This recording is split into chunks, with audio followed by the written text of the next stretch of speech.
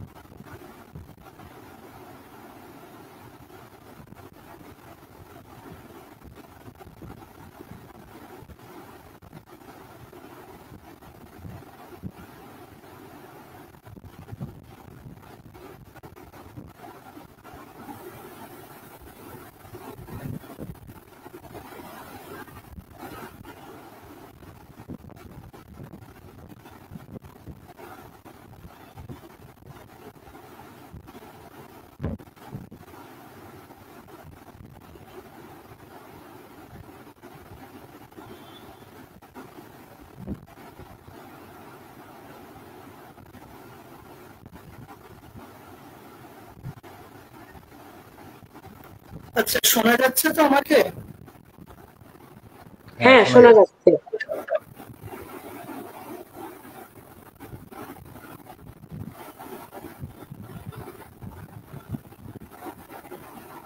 আচ্ছা, আরেকবার জিজ্ঞেস করছি, শোনা যাচ্ছে তো? হ্যাঁ, শোনা যাচ্ছে। ওকে।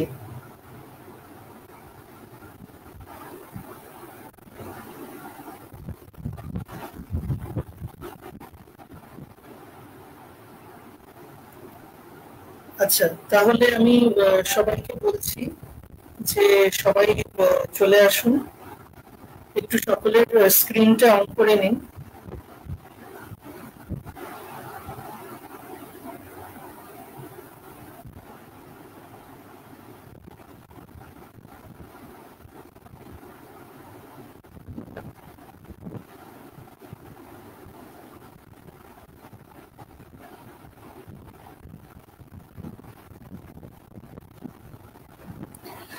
আচ্ছা, আমরা শুরু করব তাহলে এবার।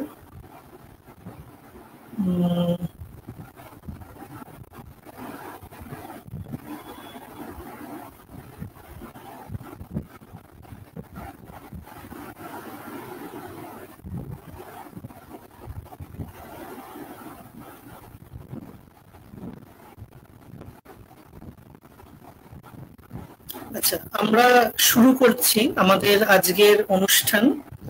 আজকে ডিলিজেন্টের পক্ষ থেকে আমি সুমিত। আমাদের আজকের এই অনুষ্ঠানের নাম হচ্ছে ওলট পালট আবহাওয়া। আজকে এই অভিনব বিষয় সম্পর্কে আমাদের সামনে বক্তব্য রাখবে জনস্বাস্থ্য মোর্চার পক্ষ থেকে সাথী পৌলমী, সাথী গৌরব এবং সাথী অমর্ত্য। তো আজকের এই যে বিষয়, এই ওলটপালট আবহাওয়া, আসলে আমরা এটা দেখতে পাচ্ছি বিগত কয়েক বছর ধরেই একটা অদ্ভুত পরিস্থিতি। বর্ষাকালে বৃষ্টি ঠিকঠাক আগের মতো হয় না, শীতকালে ঠান্ডা ঠিকঠাক আর আগের মতো পড়ে না, গরমকালে গরম যেমন থাকে সারা বছরই যেন একটা মানে গরমের প্রবাহমানতা, এবং সেটা মানে এই হিট ওয়েভ ইত্যাদির মাধ্যমে সেটা একটা অসহনীয় পর্যায়ে পৌঁছে যাচ্ছে। আমরা বিগত কয়েকদিনে একটু বৃষ্টি পড়াতে যদিও একটু স্বস্তির নিঃশ্বাস পেয়েছি, কিন্তু তার আগে একটা কিন্তু হিট ওয়েভের পর্যায়ে গেছে, যেখানে মানে আমরা মানে সেই মানে নাভিশ্বাস ওঠার মতো অবস্থা আমাদের এরকম দেখতে পাচ্ছি। এখন এই যে পরিস্থিতিটা তৈরি হচ্ছে, এই বিষয়ে আমরা যেটা ভেবেছি সেটা হচ্ছে যে এই রকম যদি পরিস্থিতি হতে থাকে তাহলে কারণটা কি, এবং আদৌ আমাদের কিছু করণীয় আছে কিনা। এখন কারণের বিষয়টা এলে আমরা এটা দেখেছি যে অনেকেই বলে যে এর কারণ হচ্ছে মূলত ক্লাইমেট চেঞ্জ। এখন এই ক্লাইমেট চেঞ্জ সম্পর্কিত যে বক্তব্য, সেই ক্লাইমেট চেঞ্জ যদি হতে থাকে তাহলে এটা একটা আন্তর্জাতিক বিষয়। এই আন্তর্জাতিক বিষয়ে সুরাহা করা ব্যক্তি কারোরই পক্ষে সম্ভব না, এবং সে আন্দোলনটা করতে গেলে সেটা বিভিন্ন রাষ্ট্রের মানে একটা সংযুক্ত মানে বা সম্মিলিত কিছু প্রচেষ্টার প্রয়োজন আছে। এখন সেই প্রচেষ্টারও বেশ কিছু কথা আমরা দেখতে পাই যদি আমরা ইন্টারনেটে ঘাটাঘাটি করি তথ্য, কিন্তু সেই প্রচেষ্টাগুলো আদৌ কি কার্যকরী বা সেগুলো কি কোনো সৎ উদ্দেশ্যে নেওয়া, এটা একটা প্রশ্ন। অন্যদিক থেকে দাঁড়িয়ে এটাও একটা প্রশ্ন যে এই সবই যে আমরা ক্লাইমেট চেঞ্জ বলে দেখে দিচ্ছি, এই যে ক্লাইমেট চেঞ্জ মানে আমরা মানে যে ধরনের জীবনযাত্রায় অভ্যস্ত তার পরিণতিতেই নাকি এসব হচ্ছে, এর বাইরেও আর অন্য কি কোনো মানে কারণ আছে? আসলে কোনো মানে কৃত্রিম উপায়ে আবহাওয়া পরিবর্তনেরও কি কোনো জায়গা আছে? হলে সেটা কেন কেন করা হচ্ছে, এবং তাতে আমাদের রাজ্য পশ্চিমবঙ্গ ক্ষতিগ্রস্ত হচ্ছে কিনা বা আমাদের দেশের অন্যান্য রাজ্য ক্ষতিগ্রস্ত হচ্ছে কিনা, এবং তার সমাধান কি, কি ধরনের লড়াই আমাদের করা উচিত, আমাদের আন্দোলনের দাবি কি হবে, এই সমস্ত বিষয় নিয়ে আজকে এই আলাপ আলোচনা আমরা করব। সেই কারণে আজকে আমরা পেয়ে গেছি আমাদের ডিলিজেন্টের এই অনুষ্ঠানে জনস্বাস্থ্য মোর্চার বন্ধুদের, সাথী পৌলমী, সাথী গৌরব, সাথী অমর্ত্য। তো আজকে শুরু করছি আমাদের এই ওলট পালট আবহাওয়ার অনুষ্ঠান। আমি প্রথমেই সাথী পৌলমীর কাছে চলে যাচ্ছি কিছু প্রশ্ন নিয়ে। নমস্কার। তো পৌলমীদি, প্রথম যে প্রশ্নটা আসে সেটা হচ্ছে যে এই যে প্রেক্ষাপট, এই যে ওলট পালট আবহাওয়া, আদৌ ওলট পালট কেন হচ্ছে আমাদের এই আবহাওয়া, তার একটা কারণ খোঁজা, এবং সেটা আমাদের যা জিনিসপত্র মানে আমরা ইন্টারনেটে ঘাটলে যে ধরনের কারণ সচরাচর বলা হয় বলে আমরা শুনি, তার বাইরে কি অন্য আর কোনো প্রেক্ষাপট আছে, সেই বিষয়ে যদি তুমি একটু আলোকপাত করো, তাহলে আমরা এটা বুঝতে পারি যে না মানে গ্লোবাল ওয়ার্মিং হচ্ছে তার জন্য খুব গরম হচ্ছে, সেটা যেমন মানে হতে পারে আর কি, আবার এটা তো অন্য কোনো কারণও হতে পারে, যেটা ধরো জনস্বাস্থ্য মোর্চার যে মুখপত্র অর্থাৎ জনস্বাস্থ্য জনবার্তা, তারা তাদের মানে তোমরা তোমাদের বইমেলার সময়ে যে পুস্তিকা বেরিয়েছিল সেখানে তো বেশ কিছু এই বিষয়ে বক্তব্য রেখেছিলে, তো সেই বিষয়ে একটু জানতে চাইছি। হ্যাঁ সুমিত, তুমি অনেকগুলো গুরুত্বপূর্ণ প্রশ্ন করলে। তো সেগুলো এক এক করে উত্তর দেওয়ার চেষ্টা করব আমরা। প্রথম যে কথাটা তুমি বললে যে গরমে আমাদের সকলেরই খারাপ অবস্থা, না বিশ্বাস। বিগত বেশ কিছু বছর ধরে আমরা এই তাপপ্রবাহের যে ব্যাপারটা, এটা আমরা শুনছি, মানে প্রচারে রয়েছে আমাদের খবরের কাগজে, মিডিয়ায়, সব জায়গাতেই এই তাপপ্রবাহ, বিশেষ করে এই এপ্রিল মাস, এই সময়টায় তাপপ্রবাহের জন্য স্কুল ছুটি দিয়ে দেওয়া, এই বিষয়গুলো খুব হিসেব করে বলতে গেলে আমরা কিন্তু করোনা পরবর্তী সময় থেকে আরো বেশি করে দেখছি। আমার মনে আছে বোধহয় 2 বছর আগে, 2 বছর আগে এই এপ্রিল মাসে হিটওয়েভ বা তাপপ্রবাহের জন্য শুধু যে স্কুলগুলোকে বন্ধ রাখা হলো তাই নয়, বরং এরকমও একটা নির্দেশিকা জারি হয়েছিল, যেটা আমরা প্রচারও করেছিলাম আমাদের জনস্বাস্থ্য মোর্চার ফেসবুক পেজ থেকে, যে দীঘায় ক্লাইমেট লকডাউন। সেখানে দেখা যাচ্ছে সরকারি দপ্তর থেকে প্রচার করছে, পুলিশ এসে প্রচার করছে যে তাপপ্রবাহের জন্য দীঘার সমুদ্র সৈকতে কেউ দুপুরবেলা যাবেন না, তাতে প্রাণহানির আশঙ্কা রয়েছে, এবং বলা হচ্ছে ওই সময় বেলার দিকে দীঘার সমুদ্র সৈকতে চান করা নিষেধ। তো এই ধরনের নানা রকম প্রচার আমরা হামেশাই শুনি, আর খবরের কাগজে বা সমস্ত মিডিয়ায় এক কথায় যেটা বলে দেওয়া হয়, যে কোনো আবহাওয়ার অস্বাভাবিকত্ব আমরা যখনই দেখি, সেটার উত্তর বা সেটার কারণ হিসেবে যে শব্দটা ব্যবহার হয় সেটা হচ্ছে ক্লাইমেট চেঞ্জ। তুমি যে কথাটা বললে, এই নিয়ে আমাদের নিজেদের মধ্যে বেশ প্রচুর প্রশ্ন ছিল। আমরা একটা জনস্বাস্থ্য সংগঠন করি, সেখানে জনস্বাস্থ্যের সঙ্গে পরিবেশের সম্পর্ক কিন্তু অত্যন্ত নিবিড়। এবং সেখানে আমাদের সংগঠন যেখানে শুরু হয়েছিল সেটা হয়েছিল লকডাউনের বিরোধিতা করে। করোনার সময় যখন ভাইরাসের কারণ দেখিয়ে সরকারি স্কুল বন্ধ রাখা হচ্ছিল, এদিকে অনলাইনে প্রাইভেট স্কুলে লেখাপড়া চালু ছিল, আমরা সেটাকে প্রশ্ন করেছিলাম। একইভাবে এই ক্লাইমেট লকডাউনের অজুহাতেও কিন্তু সরকারি স্কুল বন্ধ রাখা হচ্ছে, অথচ একই সময় প্রাইভেট স্কুলে সেখানে কিন্তু দেখা যাচ্ছে অনলাইনে ক্লাস হচ্ছে। তো মানে দুটো লকডাউনেরই ফল আউট কিন্তু আমরা দেখছি অনেক জায়গায় গিয়ে একই রকম দাঁড়াচ্ছে।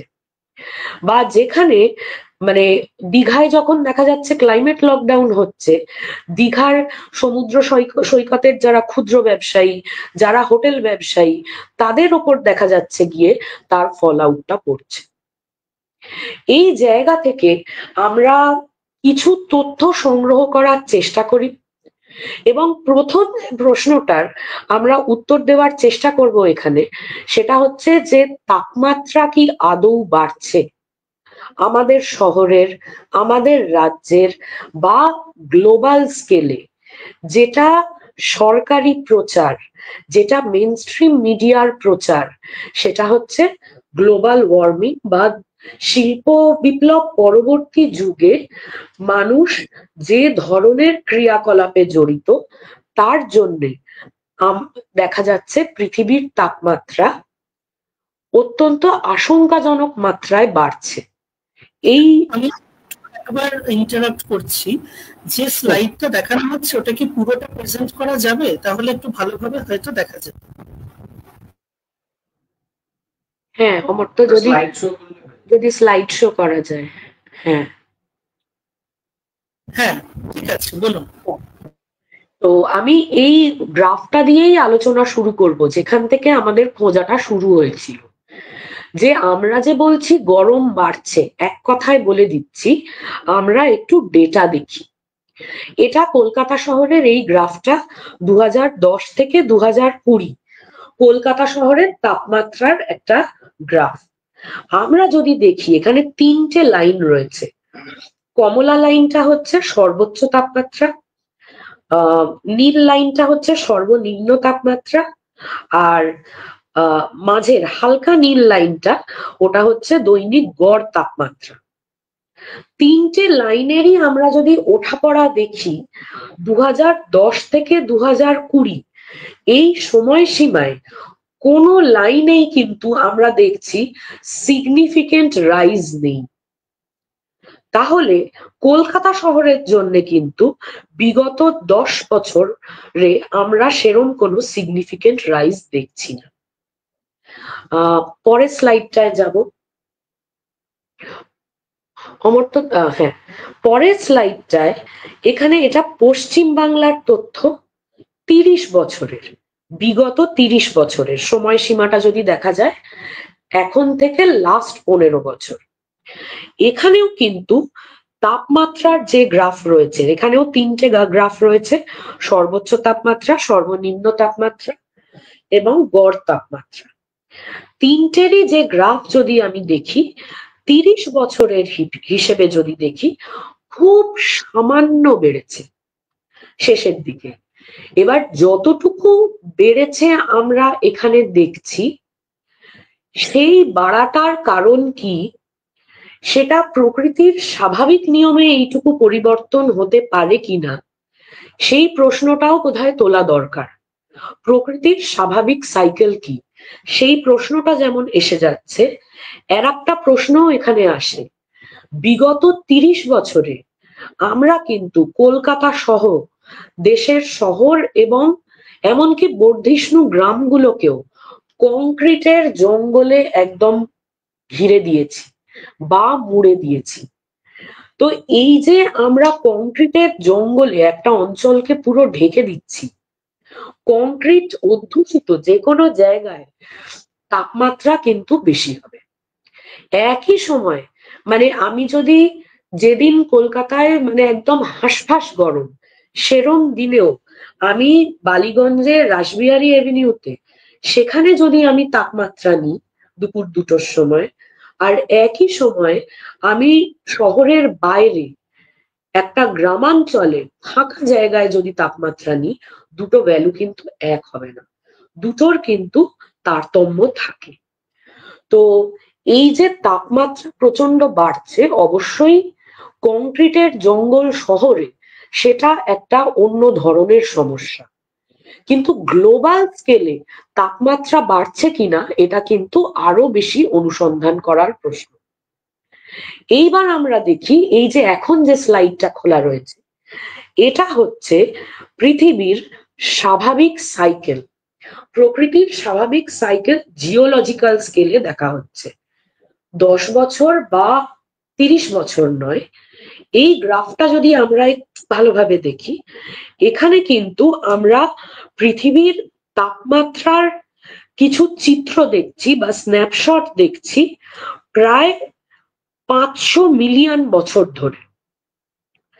তাতে কিন্তু আমরা দেখছি তাপমাত্রার প্রচুর পরিবর্তন হচ্ছে, তারতম্য হচ্ছে। এবং পৃথিবীর ইতিহাসে বিভিন্ন সময় অনেকগুলো তুষার যুগ এসেছে বা হিম যুগ এসেছে, যেটাকে ইংরেজিতে আইস এজ বলে।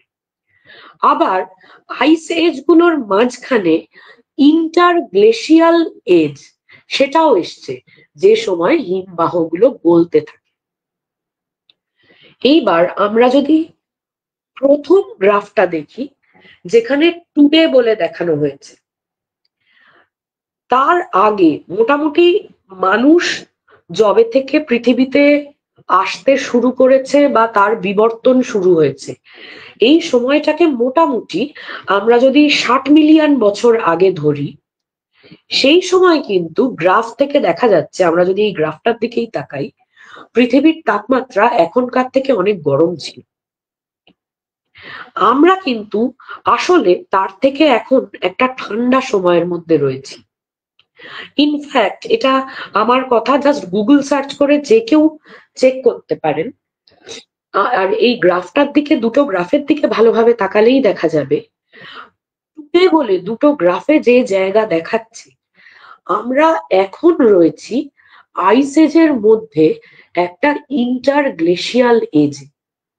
তার মানে আমি যদি মানুষের বিবর্তনের সময়সীমাই দেখি, এর চেয়ে অনেক গরম পৃথিবীতে মানুষ কিন্তু বেঁচেছে, এবং মানুষের সভ্যতাও সেই পৃথিবীতে বেঁচেছে, শুধু নয় থ্রাইভ করেছে, সে বেড়েছে। সুতরাং মানব জাতির ইতিহাসে সবচেয়ে গরম সময় কিন্তু আদৌ শিল্প বিপ্লব পরবর্তী যুগ নয়, বরং মানে এই তথ্যগুলো এখানে আমরা ডেটা দিয়ে অকারণ ভারাক্রান্ত করতে চাইনি, এইগুলো ওপেন মানে একদম ইন্টারনেটেই রয়েছে, যে কেউ মানে চেক করে দেখতে পারেন। মানে রোমান সাম্রাজ্যের সময়তেই পৃথিবীর গড় তাপমাত্রা আজকের চেয়ে বেশি ছিল। তো এরপরে, হ্যাঁ, এই পরের স্লাইডটা এখন যেটা আমরা দেখতে পাচ্ছি, এটা যদি দেখি, এই বাঁ দিকের স্লাইডটায় যেটা দেখানো হয়েছে 1880 সাল থেকে পৃথিবীর গড় তাপমাত্রার একটা হিসেব। 1880 সাল থেকে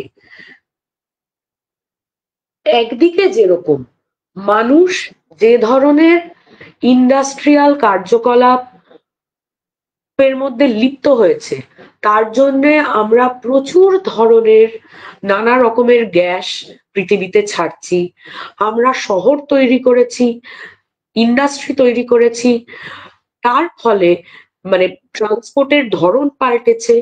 এসবের ফলে স্বাভাবিকভাবেই তাপমাত্রার উপর একটা প্রভাব পড়বে, এই কথাটা কেউ অস্বীকার করছে না।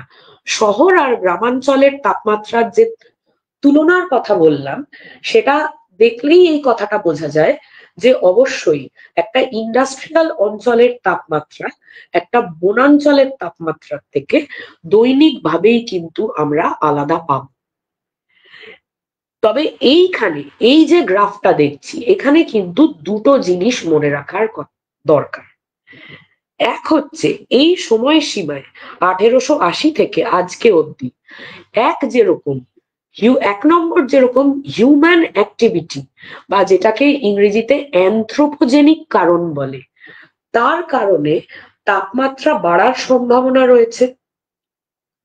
একই সময় আমি যদি পৃথিবীর প্রাকৃতিক কারণগুলো দেখি, আমরা কিন্তু রয়েছি একটা আইস এজের ইন্টারগ্লেশিয়াল পিরিয়ডের মধ্যে, যেখানে প্রকৃতির নিয়মেই পোলের গ্লেশিয়ার গলার কথা। আমাদের যে পর্বত শৃঙ্গগুলো আছে, সেই পর্বত শৃঙ্গগুলোর মাথায় যে হিমবাহ রয়েছে, সেগুলোর স্বাভাবিক নিয়মেই গলার কথা। আমরা কিন্তু যা দেখছি এই দুটোর মিলিত ফল। আমাদের মেইনস্ট্রিম মিডিয়ায় যেটা একেবারেই বলা হচ্ছে না, এই গ্রাফটি দেখিয়ে, বাঁদিকের গ্রাফটি দেখিয়ে যেটা বারবার বলা হচ্ছে, সেটা হচ্ছে ওই ক্লাইমেট চেঞ্জ অ্যানথ্রোপোজেনিক কারণে।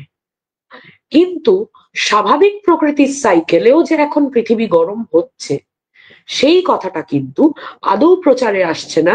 কিন্তু আমরা যদি দেখি, আমি যে এই কথা মানে এই ফ্যাক্টটা বললাম যে আমরা আইস এজের একটা ইন্টারগ্লেশিয়াল পিরিয়ডে রয়েছি, এটা কিন্তু টেক্সট বুক বিজ্ঞান। এটা কিন্তু আমি তার বাইরে কোনো কথা বলছি না। আমার এই যুক্তিটার সপক্ষে আমি এবার ডান দিকের গ্রাফটা একটু সবাইকে দেখতে বলবো। এই ডান দিকের গ্রাফটায় আমরা দেখতে পাচ্ছি যে এই যে শিল্প বিপ্লব পরবর্তী যে যুগ, শিল্প বিপ্লব পরবর্তী যুগের মধ্যে একটা ঠান্ডা তথাকথিত লিটল আইস এজ বলা যেতে পারে এসেছে 1950, 1960, 1970-এর দশকে। যদি আমরা ডান দিকের গ্রাফটা দেখি, বাড়তে বাড়তে ওই জায়গায় কিন্তু দেখা যাচ্ছে তাপমাত্রা আগের তুলনায় বাড়েনি। যদি আমি কর্পোরেট মিডিয়ার প্রচার ধরে নিই, সত্যি ধরে নিই, মেইনস্ট্রিম মিডিয়ার প্রচার সত্যি ধরে নিই, যেখানে বলা হচ্ছে শিল্প বিপ্লব পরবর্তী যুগে শুধুমাত্র অ্যানথ্রোপোজেনিক কারণেই পৃথিবীর তাপমাত্রা বাড়ছে, প্রাকৃতিক হিসেবটাকে একদম আলোচনার বাইরে রাখি, তাহলে কিন্তু 1960-70-এর দশকে এই গ্লোবাল টেম্পারেচার কমা, পৃথিবীর তাপমাত্রা যে গড় তাপমাত্রা কম, এইটার উত্তর পাওয়া যায় না। তার কারণ দ্বিতীয় বিশ্বযুদ্ধ পরবর্তী যুগে 1950, 60, 70 গ্লোবাল স্কেলে সেই সময় কিন্তু আমরা কোনো মন্দা দেখিনি। গ্লোবাল প্রোডাকশন সাইকেলে তখন কোনো মন্দা ছিল না। তাহলে অ্যানথ্রোপোজেনিক কারণটাই যদি একমাত্র কারণ হয়, আমরা কিন্তু টেম্পারেচারের গ্রাফটা ক্রমবর্ধমান গ্রাফ পেতাম। ওইখানে কিন্তু টেম্পারেচার গ্রাফে, তাপমাত্রার গ্রাফে কোনো ডিপ থাকার কথা নয়। আমরা এবার পরবর্তী গ্রাফে যাব। এই গ্রাফটা আবার, এটা ইন্টারনেট সার্চ করে যে কেউ এটার সত্যতা দেখতে পারে। আমরা গ্রাফটা যেখান থেকে নিয়েছি সেই তথ্যটাও এখানে দেওয়া আছে, তথ্যসূত্রটা দেওয়া আছে। এইবার আসবো দ্বিতীয় যে প্রচার,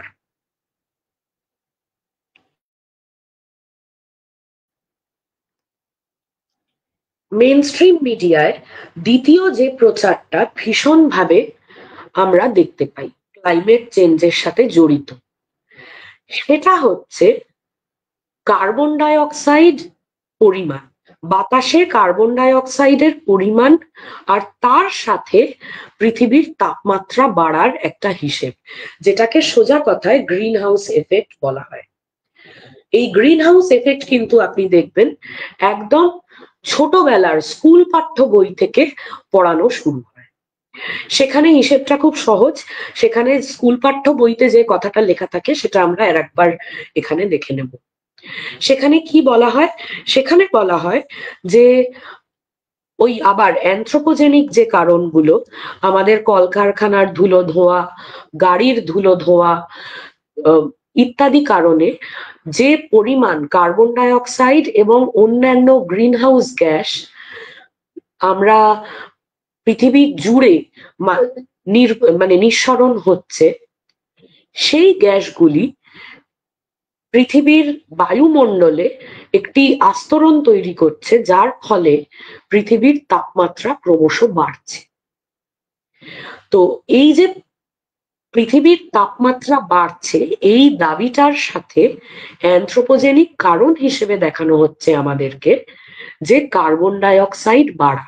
বলা হচ্ছে কার্বন ডাই অক্সাইড এবং অন্যান্য সিএফসি ইত্যাদি গ্যাস তার পরিমাণের সাথে পৃথিবীর গড় তাপমাত্রার একটা সম্পর্ক রয়েছে।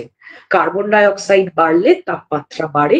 কার্বন ডাই অক্সাইড যদি আমরা কমাতে পারি, আমরা যদি দেখি আমাদের যে যে মেজার্স যদি আমি দেখি গ্লোবাল স্কেলে আমরা নিচ্ছি, এমনকি আমাদের রাজ্যে আমাদের শহরেও আমরা নিচ্ছি, আমরা যেরকম ধুলো মানে পেট্রোল ডিজেলের গাড়ি গ্যাসের গাড়ি বর্জন করে আমরা ক্রমশ ইলেকট্রিক গাড়ির দিকে যাওয়ার চেষ্টা করছি, তার কারণ হিসেবে দেখানো হচ্ছে আমরা কার্বন ডাই অক্সাইড এবং অন্যান্য গ্রিন হাউস গ্যাস তার পরিমাণ আমরা কমাতে চাই।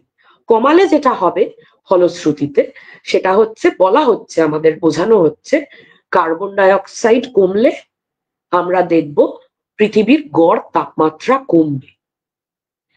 এই দাবিটার বিষয়ে অনুসন্ধান করার জন্য আমরা আবার ওই জিওলজিক্যাল টাইম স্কেলে তাপমাত্রা এবং কার্বন ডাই অক্সাইডের সম্পর্ক কিরকম সেইটা একটু খুঁজে বার করার চেষ্টা করি। এই গ্রাফটা দেখলে দেখা যাবে দুটো লাইন রয়েছে, কালো লাইন। প্রথম বলি সময়সীমাটা এখানে কিন্তু 600 মিলিয়ন বছর। কালো লাইনটা যেটা রয়েছে সেটাই দেখা যাচ্ছে পৃথিবীর বায়ুমণ্ডলে গড় কার্বন ডাই অক্সাইডের পরিমাণ।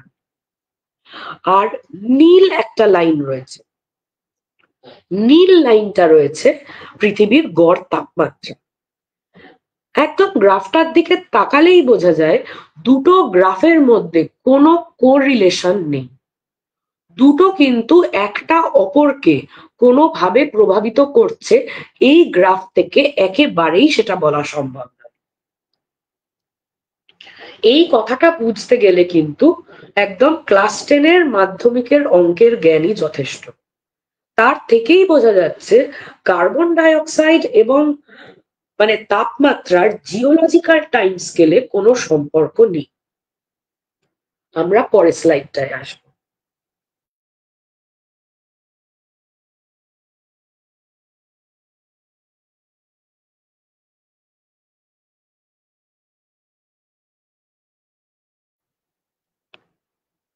এখানে আমরা দেখে নেব কোন গ্যাসগুলোকে, এখানে একটা লিস্ট রয়েছে যাতে দেখা যাচ্ছে কোন গ্যাসগুলোকে ক্লাইমেট চেঞ্জের জন্য দায়ী করা হচ্ছে এবং কোন গ্যাসগুলো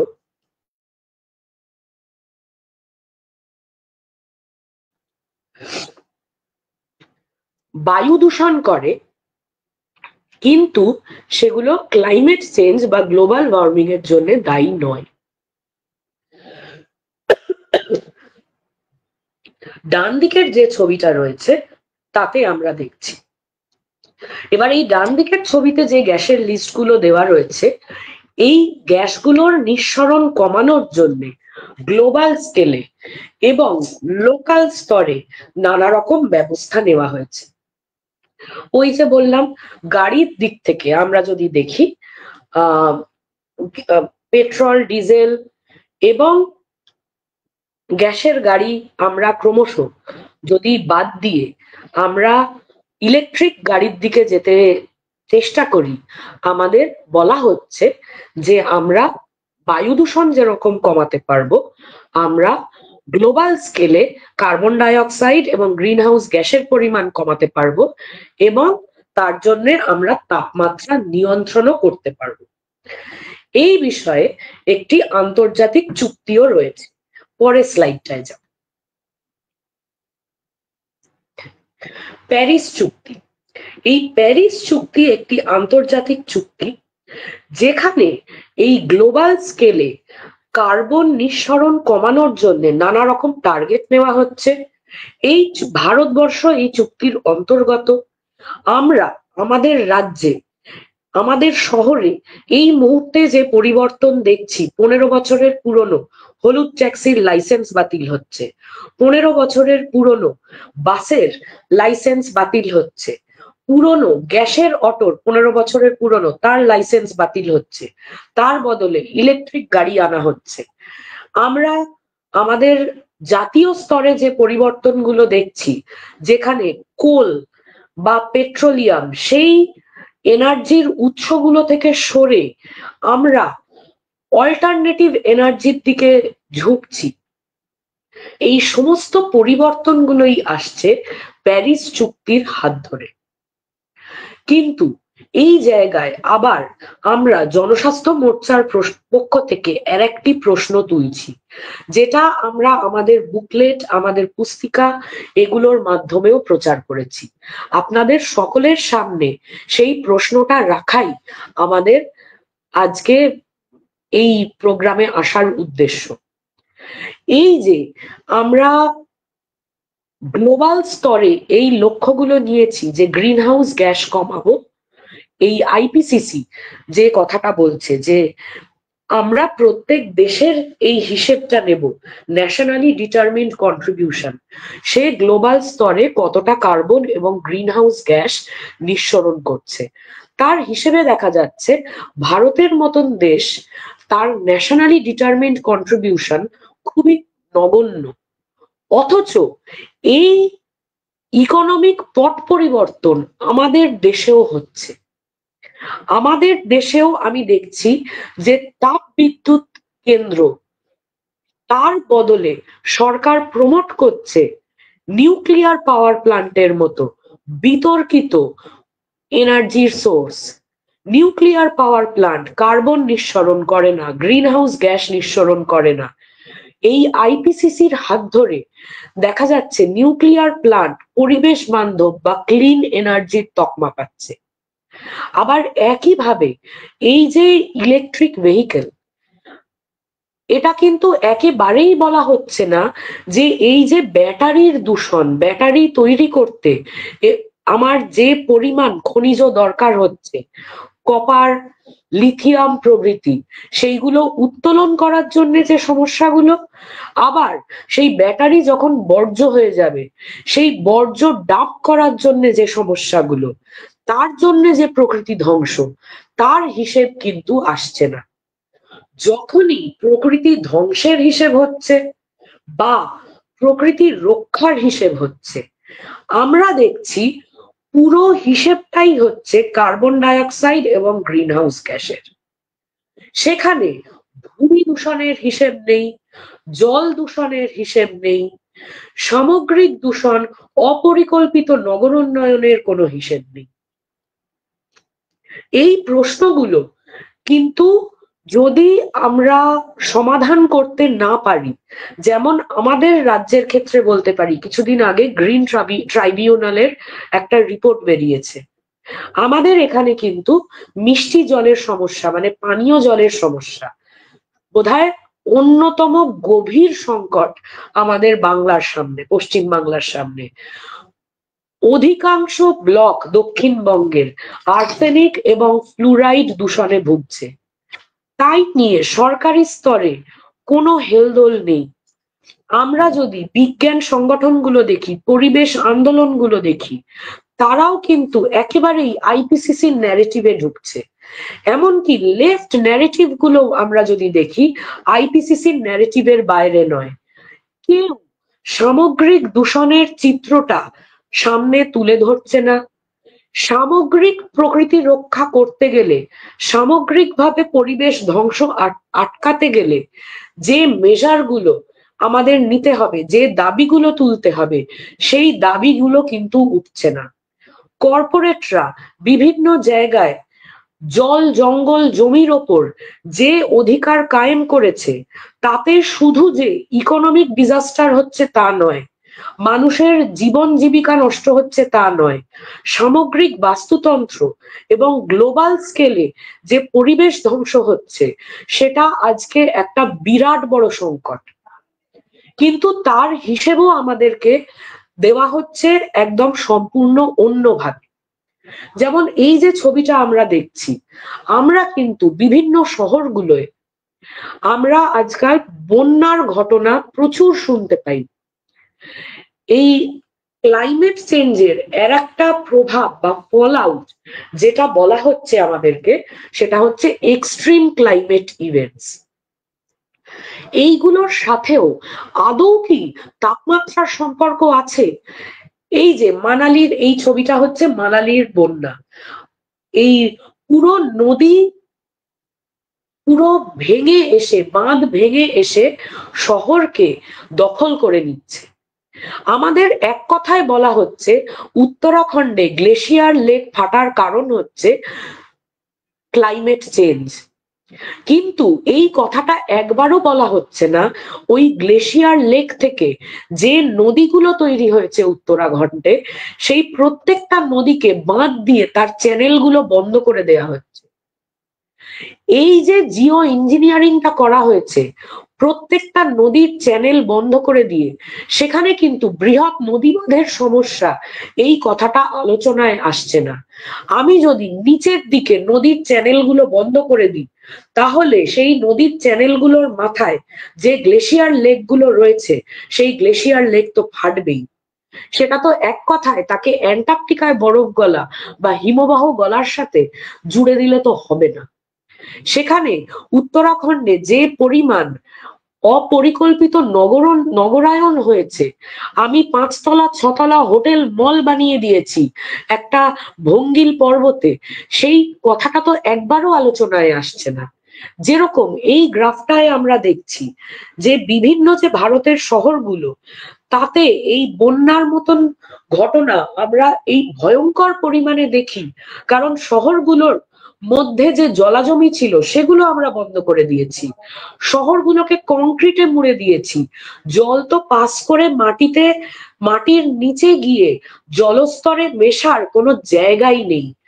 এর ফলে একইভাবে যেরকম শহরগুলোয় বন্যা হচ্ছে, সেরকম ভূগর্ভস্থ জলের যে পরিমাণ আছে, প্রত্যেক বছর বর্ষাকালে সেই ভূগর্ভস্থ জলও কিন্তু আমরা আবার রিপ্লেনিশ করছি না।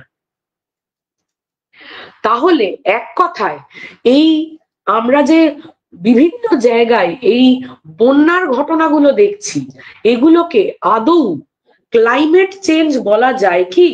অ্যানথ্রোপোজেনিক কারণ তো বটেই, আমি শহরটা বানিয়েছি অপরিকল্পিত ভাবে, সেই জন্য বন্যাটা হচ্ছে। আমি ড্যামটা বানিয়ে নদীর চ্যানেলটা বন্ধ করেছি, তাই ওপরে লেকটা ফাটছে, কারণটা অ্যানথ্রোপোজেনিক। কিন্তু কারণটা যে কারণে বলা হচ্ছে গ্লোবাল ওয়ার্মিং, তার মধ্যে সত্যি কি যুক্তি পাওয়া যায়? এরপর আমরা আসছি আমাদের দ্বিতীয় যে তথ্যানুসন্ধানের জায়গাটা, সেই বিষয়। এই স্লাইডে আমরা দেখছি যে এই দেশের যেগুলো খরাপ্রবণ অঞ্চল, সেই জায়গায় কিন্তু এরকম এক্সট্রিম ক্লাইমেট ইভেন্টস বা বন্যার ঘটনা, এটা আমরা অনেক বহুবার শুনতে পাচ্ছি। অমর্ত্য একবার আমি আগের স্লাইডটা দেখাতে চাইছি। হ্যাঁ, এখানে আমরা যেটা লিখেছি মরুদেশে বন্যা, তার নিচে যে কথাটা দিয়েছি জলবায়ু পরিবর্তন বনাম জলবায়ু নিয়ন্ত্রণ, এই বিষয়ে দেশের খরাপ্রবণ অঞ্চলের এক্সট্রিম ক্লাইমেট ইভেন্ট নিয়ে কিছু ফ্যাক্ট ফাইন্ডিং করতে গিয়ে আমাদের সামনে কিছু ভয়ঙ্কর তথ্য উঠে এসেছে। সেখানে আমরা দেখছি বহু বছর ধরে সরকারি স্তরে নানা রকম জলবায়ু নিয়ন্ত্রণের পরীক্ষা নিরীক্ষা সরকার চালাচ্ছে, যে বিষয়ে আমাদের মেইনস্ট্রিম মিডিয়ায় একেবারেই কোনো রকম আলাপ আলোচনা নেই। এই যে আমি বলছি খরাপ্রবণ অঞ্চলে অতিবৃষ্টি হয়েছে, যেরকম গত 10-20 বছরে দেখা যাচ্ছে মহারাষ্ট্রের যেগুলো খরাপ্রবণ অঞ্চল, কর্ণাটকের যেগুলো খরাপ্রবণ অঞ্চল, পশ্চিমঘাট পর্বতমালার যেটা বৃষ্টির ছায়া অঞ্চল, সেই জায়গায় কিন্তু সরকারি স্তরে ক্লাউড সিডিং এর মতো বিতর্কিত প্রযুক্তি প্রচুর ব্যবহার করা হয়েছে, এবং সরকারি স্তরে দাবি করা হচ্ছে যে সোলারপুর অঞ্চলে মহারাষ্ট্রের প্রতি বছর 18% অবধি অতিরিক্ত বৃষ্টিপাত বর্ষাকালে করানো সম্ভব হয়েছে। এটা কিন্তু সরকারি দাবি। এই জায়গায় আমাদের একটি প্রশ্ন, আমরা দেখছি আমরা ক্রমশ অমর তো আগের, হ্যাঁ এই স্লাইডটা আরেকটু বলার আছে। আমরা এর পরে আরো কিছু আমাদের ওই তথ্যানুসন্ধান রিপোর্টের আরো কিছু তথ্য দেখাবো, যেখানে আমরা দেখাতে পারি বহু বছর ধরেই এই পরীক্ষা নিরীক্ষাগুলো আমাদের জাতীয় স্তরে হচ্ছে।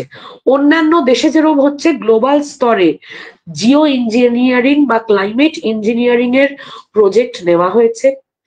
একইভাবে প্লেন থেকে এরোসল স্প্রে করে কৃত্রিম বৃষ্টিপাত আমাদের দেশে এই বিভিন্ন খরাপ্রবণ ও মরু দেশে করা হচ্ছে। এর ফলে কিন্তু আমাদের যেটা মনসুনের প্যাটার্ন, মৌসুমী বায়ুর চলাচলের যেটা প্যাটার্ন, তাতে আমরা কিছু পরিবর্তন দেখতে পাচ্ছি কিনা সেটা কিন্তু একটা প্রশ্নের মুখে। হ্যাঁ, এখন যে স্লাইডটা রয়েছে আমাদের অমর তো এই ভারতের ম্যাপের ওই স্লাইডটা একবার যাব।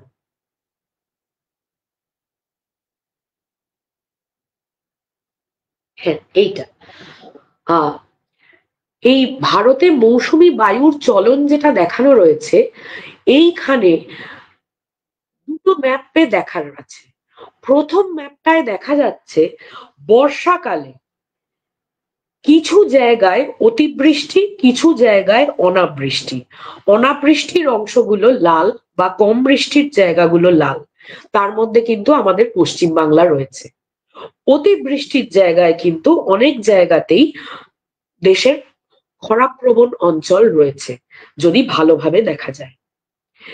এইবার বিষয়টা হচ্ছে মৌসুমী বায়ুর গতিপথ যেরকম, আমরা যদি মানে পশ্চিমঘাট পর্বতমালার বৃষ্টির ছায়া অঞ্চলে লাগাতার ক্লাউড সিডিং এর প্রজেক্ট নিতে থাকি, তাহলে আদৌ কি উত্তর ভারতে আমরা মৌসুমী বায়ুর চলাচলে কোনো পরিবর্তন দেখব বা বৃষ্টিপাতের পরিমাণে কোনো পরিবর্তন দেখব? আমাদের তথ্য কিন্তু দেখাচ্ছে আমাদের ভারতবর্ষের প্রতি বছরের গড় বৃষ্টিপাতের পরিমাণে গত 10 বা 20 বছরে কোনো তফাৎ নেই, কিন্তু আমাদের কোন মাসে কোন অঞ্চলে কতটা বৃষ্টি হচ্ছে সেই প্যাটার্নে কিন্তু গত 10 বছরে কিছু হেরফের আমরা লক্ষ্য করছি। এর উত্তর আমাদের মতন সাধারণ মানুষের পক্ষে কিন্তু দেওয়ার নয়। এইটা আমরা বিশেষজ্ঞদের সামনে প্রশ্নের আকারে রাখতে চাইছি যে এই যে ক্লাইমেট ইঞ্জিনিয়ারিং এর প্রজেক্ট আমাদের সরকার নিয়েছে এবং এই নিয়ে রাজ্যসভাতেও আলোচনা হচ্ছে, অথচ এটা প্রজেক্ট মানে এটা কিন্তু প্রয়োগ হচ্ছে আমাদের মাথার উপর। এর ফলে মৌসুমী বায়ুর সাইকেল, তার জন্য আমাদের চাষাবাদের ওপর কোনো প্রভাব পড়ছে কিনা, মোটের ওপর এর কোন রকম সমীক্ষা আদৌ আমাদের সরকার চালিয়েছে কিনা, এবং এই বিষয়ে আমাদেরকে কেন অন্ধকারে রাখা হচ্ছে। আমরা পরের স্লাইড গুলোয় যাব।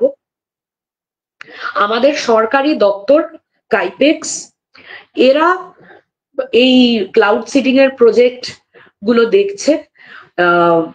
তো এছাড়াও এই ক্লাউড সিডিং এর প্রজেক্ট ছাড়াও আমরা পরের স্লাইডে দেখব যে সূর্য রশ্মির পরিমাণ, সেইটা পৃথিবীর মানে আমাদের দেশে কতটা সূর্যের আলো পড়ছে সেটা কন্ট্রোল করার জন্যও আকাশে স্প্রে করা হচ্ছে, বা বিভিন্ন জায়গায় নানা রকমের আয়না বা প্রতিফলক লাগানো হচ্ছে। আইআইএসসির মতো প্রিমিয়ার ইনস্টিটিউট এই ধরনের পরীক্ষায় নেমেছে। কিন্তু আবার আমাদের যেটা প্রশ্ন, ক্লাইমেট ইঞ্জিনিয়ারিং এর কোনো পরীক্ষাই ল্যাবের বন্ধ ঘরে হতে পারে না, এগুলো প্রয়োগ হচ্ছে মানুষের মাথার উপর। এর ফল আউট কি, এটা নিয়ে যথেষ্ট সচেতনতা আদৌ আছে কিনা। প্রাথমিকভাবে এইটুকুই আমার বলার। আমার মনে হয় আমার পরবর্তী সাথীরা আমার বক্তব্য আরো পৌলমীকে অনেক ধন্যবাদ এত তথ্যপূর্ণ একটা আলোচনা করার জন্য। কিন্তু যেটা বিষয় যে এই আলোচনা শুনে বরং একটু ভয়েরই সঞ্চার মনের মধ্যে। কারণ এতদিন যেটা ছিল সেটা হচ্ছে যে আমাদের যে দীর্ঘ সভ্যতার যে গতিপথ, তাতে যে প্রক্রিয়াগুলো চলেছে সেটা মানুষ নিয়ন্ত্রিত হতে পারে বা প্রাকৃতিক হতে পারে, তার ভিত্তিতে মূলত যা প্রাকৃতিক দুর্যোগ যা কিছু হচ্ছে সেগুলো এতদিন আমরা সমাজ মানে সংবাদ মাধ্যমে শুনে এসেছি বা আমরা সোশ্যাল মিডিয়াতেও যে আলোচনাগুলো হয় সেখানে দেখে এসেছি। আজকে যে আলোচনা পৌলমী করলো সেখান থেকে একটা দিক যেমন উঠে এসেছে যে এই সবকিছুকেই যদি একটা প্রাকৃতিক নিয়ম বা সেটা সামগ্রিকভাবে একটা সভ্যতার সমস্যা বলে যদি দেখে দিই, তাহলে আমাদের আর নতুন করে কিছু করার থাকে না। এখন আমাদের সামগ্রিকভাবে যে বিগত কয়েক বছরের যে অভিজ্ঞতা, সেই অভিজ্ঞতার ভিত্তিতে আমরা এটা দেখতে পাচ্ছি যে একটা মানে অদ্ভুত মানে পরিস্থিতি আর কি আমাদের আবহাওয়ার, যেটা আগে আমরা কখনো দেখিনি। এখন এরকম একটা পরিস্থিতিতে দাঁড়িয়ে অনেকগুলো প্রশ্ন উঠে এসেছে। পৌলমী তার বক্তব্য রাখতে গিয়ে ক্লাউড সিডিং বলে একটা প্রক্রিয়ার কথা বলেছে, এবং আমাদের কমেন্ট সেকশনে আমি দেখলাম যে আমাদের বিজ্ঞান আন্দোলনের একজন সাথী তিনি কার্বন ক্রেডিটের প্রসঙ্গ রেখেছেন আর কি। এর বাইরে থার্মাল রেডিয়েশন, হয়তো মানে আমি টার্মটা ঠিক বলছি কিনা সেটা আমাদের পরবর্তী বক্তা বলবেন, যে মানে অর্থাৎ দুটো প্রক্রিয়া। একটা প্রক্রিয়া হচ্ছে যে আমাদের জলবায়ুকে নিয়ন্ত্রণ করা এবং তার মধ্যে মেঘ থেকে কখন বৃষ্টি পড়বে সেটা নিয়ন্ত্রণ করা, বা কখন কোথায় গরম হবে সেটাও নিয়ন্ত্রণ করা। মানে উভয় বিপরীতমুখী প্রক্রিয়াকে নিয়ন্ত্রণ করা যায় কিনা সেটা একটা প্রশ্ন। আমি সেই বিষয়ে বিশদে আমাদের পরবর্তী সাথী জনস্বাস্থ্য মোর্চার সদস্য সাথী অমর্ত্যদার থেকে আমি জানতে চাইবো যে এই প্রক্রিয়াগুলো মানে মানে বৈজ্ঞানিক ভিত্তি, এবং একটা প্রশ্ন রাখবো যে আমাদের পশ্চিমবঙ্গের ক্ষেত্রে বা আমাদের ভারতের বিভিন্ন রাজ্যের ক্ষেত্রে এর প্রভাব আমরা কি মানে বিগত কয়েকদিনে দেখতে পাচ্ছি কি পাচ্ছি না, এবং আমাদের মানে স্বাভাবিক জনজীবনে এর প্রভাব কি পড়তে পারে। ওভার টু অমর্ত্যদা। ধন্যবাদ সুমিত। আমি শুরুটা করতে চাই একটু আগের থেকে। মানে এখন যে স্লাইডটা দেখা যাচ্ছে 1946 সালের একটা গবেষণাগার বলে মনে হচ্ছে দেখে, যেটা সত্যি একটি গবেষণাগার। সেখানে তিনজন বিজ্ঞানী, আরভিং ল্যাংমুরি, বার্নার্ড এবং ভিনসেন্ট, এই তিনজন মিলে একটা বৈজ্ঞানিক গবেষণা করছিলেন। সেই গবেষণাটা হচ্ছে যে দ্বিতীয় বিশ্বযুদ্ধের সময় যে যুদ্ধ জাহাজগুলো মানে উড়োজাহাজগুলো যাচ্ছিল অনেকটা উঁচু দিয়ে, সেখানে একটা সমস্যা দেখা যাচ্ছিল যে ওই এরোপ্লেনের ডানার ওপর যেখানে প্রধানত তেল থাকে সেখানে একটা বরফের আস্তরণ পড়ে যাচ্ছিল। তার ফলে তেল জমে যাওয়া এবং মানে মানে জ্বালানি জমে যাওয়া এবং সেই ধরনের আরো বেশ কিছু সমস্যা সম্মুখীন তখন বিভিন্ন দেশ হচ্ছিল। তো সেই বিষয়ে গবেষণা করতে গিয়ে 1946 সালে তারা প্রথম একটা জিনিস দেখেন যে আমরা যদি একটা মানে তারা যেটা তৈরি করতে সক্ষম হন সেটা হচ্ছে যে কৃত্রিমভাবে মেঘকে মানে জলীয় বাষ্পকে জমাট বাঁধিয়ে তার থেকে বৃষ্টিপাত তৈরি করা। অর্থাৎ আমরা সাধারণত কি জানি যে মেঘের জমাট বাঁধা এবং সেই জমাট বাঁধা মেঘ ঠান্ডা হয়ে গিয়ে তারপর তার থেকে বৃষ্টিপাত হয়, যেটা প্রাকৃতিকভাবে হয়। তারা প্রথম খেয়াল করলেন যে তারা গবেষণা করছিলেন সম্পূর্ণ অন্য বিষয়, কিন্তু সেটা করতে গিয়ে তারা দেখলেন সেই ল্যাবরেটরির কন্ট্রোলড এনভায়রনমেন্টে তারা জলীয় বাষ্পকে কনসেন্ট্রেট করে তার থেকে প্রেসিপিটেশন মানে বৃষ্টিপাতের সম্ভাবনা যে তৈরি হতে পারে সেটা তারা প্রথম সেখানে লক্ষ্য করলেন। এবং তারপরে এই বিষয়টাকে নিয়েই তারা আরো কাজ করার পরে প্রধানত 1947 সাল নাগাদ তারা প্রথম ক্লাউড সিডিং করাতে সক্ষম হলেন, যে গবেষণার নাম ছিল প্রজেক্ট সাইরাস। অর্থাৎ মানে আমরা যেটা দেখতে পাচ্ছি এখানে সেটা হচ্ছে যে এই বিষয়টা মানে ক্লাউড সিডিং করে বৃষ্টিপাত তৈরি করা, মানে কৃত্রিমভাবে বর্ষা তৈরি করা, সেটা কিন্তু অনেক পুরনো একটা টেকনোলজি অলমোস্ট বলা যায়। এবং মানে তার যাত্রাটা শুরু হয়েছিল অনেক অনেক আগে, মানে বিশ্বযুদ্ধ আমাদের বক্তাকে একটু প্রেজেন্টেশনটা তুমি যদি একটু প্রেজেন্ট করে দাও তাহলে ছবিটাকে ভালো করে দেখতে পারি।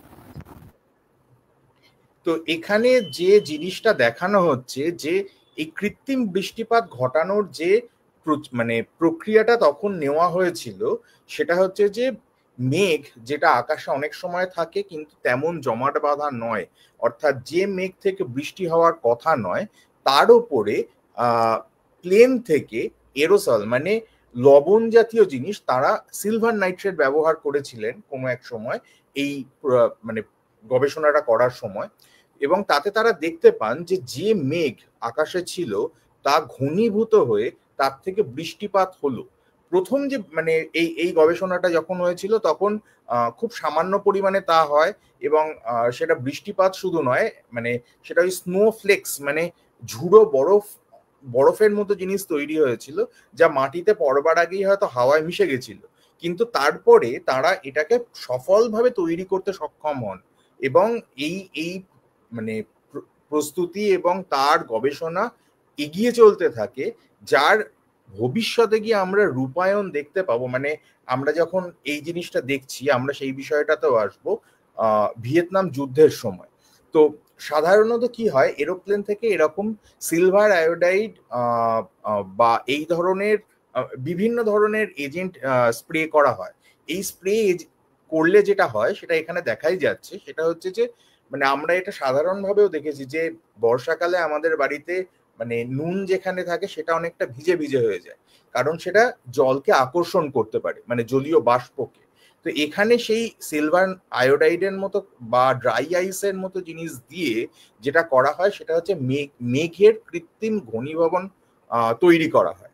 এবং আমরা এই ডান দিকের ছবিটা দেখলে দেখতে পাবো যে এখানে আমাদের এই যে দাগগুলো যেগুলো দেখা যাচ্ছে, ওই স্প্রে করলে, এরোপ্লেন থেকে স্প্রে করলে এইরকম মানে কেমিক্যাল স্প্রে করলে এইরকম একটা দাগ দেখা যায়, যেটা আমরা বহু সময় ওই জেট প্লেনের যাওয়ার একটা দাগ বা এরকম এই ধরনের জিনিস হিসেবে আমরা ছোটবেলায়ও দেখেছি।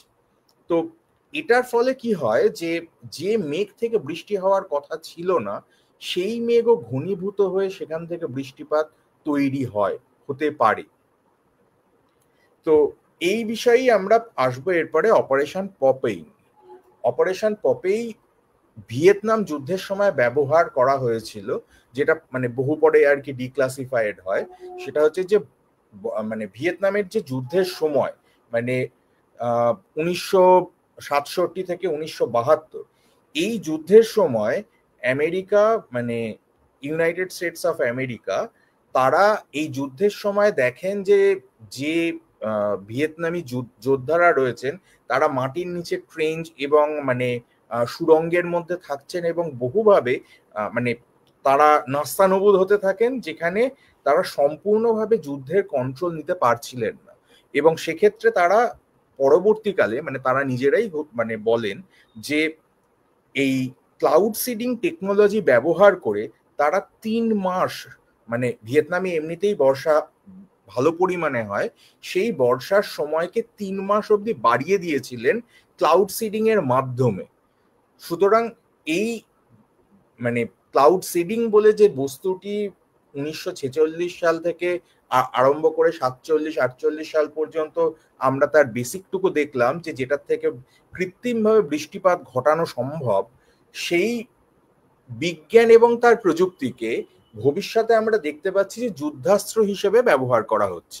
মানে এবং সেটা শুধু এই বিষয়ে নয়, আমরা অন্য বিষয়গুলোতেও দেখতে পাবো যে এই ধরনের প্রকৃতিকে নিয়ন্ত্রণ করার যা যা টেকনোলজি আছে সেই সম্পর্কে মানে সেগুলোকে প্রধানত যুদ্ধাস্ত্র হিসেবেই ব্যবহার করার চিন্তা ভাবনা করা হয়েছে। আমরা যদি শুধু এই পপেইটাই দেখি যে সেখানে এটা করার উদ্দেশ্য কি ছিল। মানে তারা নিজেরাই যেটা বলেছেন পরে, সেটা হচ্ছে যে রাস্তার ওপরের যে আস্তরণ, অতিরিক্ত বৃষ্টির ফলে সেই আস্তরণ নরম হয়ে যাওয়া, যাতে সেখানে ল্যান্ডস্লাইড হতে পারে, রাস্তা ভেঙে যেতে পারে, নদী পথকে মানে ধ্বংস করে দেওয়া, যাতে সেটাও ছড়িয়ে পড়ে, এবং 30 থেকে 45 দিন পর্যন্ত এই বৃষ্টিপাতকে বাড়িয়ে দেওয়া, যার ফলে যে মানে ভিয়েতনামি যে যোদ্ধারা সেখানে ছিলেন তাদের সরবরাহ, মানে খাদ্য থেকে শুরু করে অন্যান্য যা সরবরাহ আছে সেগুলোকে ধ্বংস করা যায়, সেগুলোকে আটকানো যায় এবং তাদের জন্য প্রতিকূল পরিস্থিতি তৈরি করা যায়। এই ছিল অপারেশন পপেইয়ের লক্ষ্য। এরপরে আমরা যদি আরেকটু এগিয়ে আসি, মানে বেশ খানিকটা সময় এগিয়ে আসি, তাহলে আমরা দেখতে পাবো যে আমেরিকার ডিফেন্স, মানে ডিফেন্সের যে ডিপার্টমেন্ট, সেখানে একটা পেপার পাবলিশ করা হচ্ছে এবং সেখানে সেই পেপারে বলা হচ্ছে যে weather as a force multiplier, মানে প্রকৃতির একটা শক্তি, প্রকৃতির একটা শক্তির গুণক, যেটাকে মানে এবং ওনিং দ্য ওয়েদার ইন 2025, মানে 2025 সালের মধ্যে প্রকৃতিকে, মানে প্রাকৃতিক যে অবস্থা তাকে ওন করা, মানে তাকে নিজের করে নেওয়া, অর্থাৎ নিজের সুবিধা অনুযায়ী বা অসুবিধা অনুযায়ী তাকে পরিবর্তন করা, এরকম কাজ নাকি তারা সেই বহুদিন আগেই এই চিন্তা ভাবনাগুলো করেছেন। এবং তখনই তারা মনে করেছিলেন, মানে 20 বছর আগেই তারা মনে করেছিলেন যে 2025 সালের মধ্যে তারা প্রকৃতিকে সম্পূর্ণ নিয়ন্ত্রণ করতে পারবেন। এবং এই আমরা যে এখানে যে ডিটেলসটা দেখতে পাচ্ছি, সেটা হচ্ছে যে এই প্রেজেন্টেশন কারা দিয়েছিলেন, তাদের নাম, এবং এই ডিটেলস আমরা ইন্টারনেটে খুঁজলেও পাবো। এই যে তথ্য আমরা এখানে পরিবেশন করলাম তার সত্যতা যাচাইয়ের জন্য এগুলো চেক করা যেতে পারে। এবার আমরা যদি ভারতবর্ষের জলবায়ু নিয়ন্ত্রণের দিকে আসি আর কি, মানে যে প্রযুক্তির কথা আমরা বলছি, সেই ক্লাউড সিডিং এবং তার মাধ্যমে জলবায়ু, মানে বৃষ্টিপাত, কৃত্রিম বৃষ্টিপাত ঘটানোর যে প্রচেষ্টা বা তার যে গবেষণা, সেটা ভারতবর্ষেও তৈরি হয়েছে বহুদিন আগে।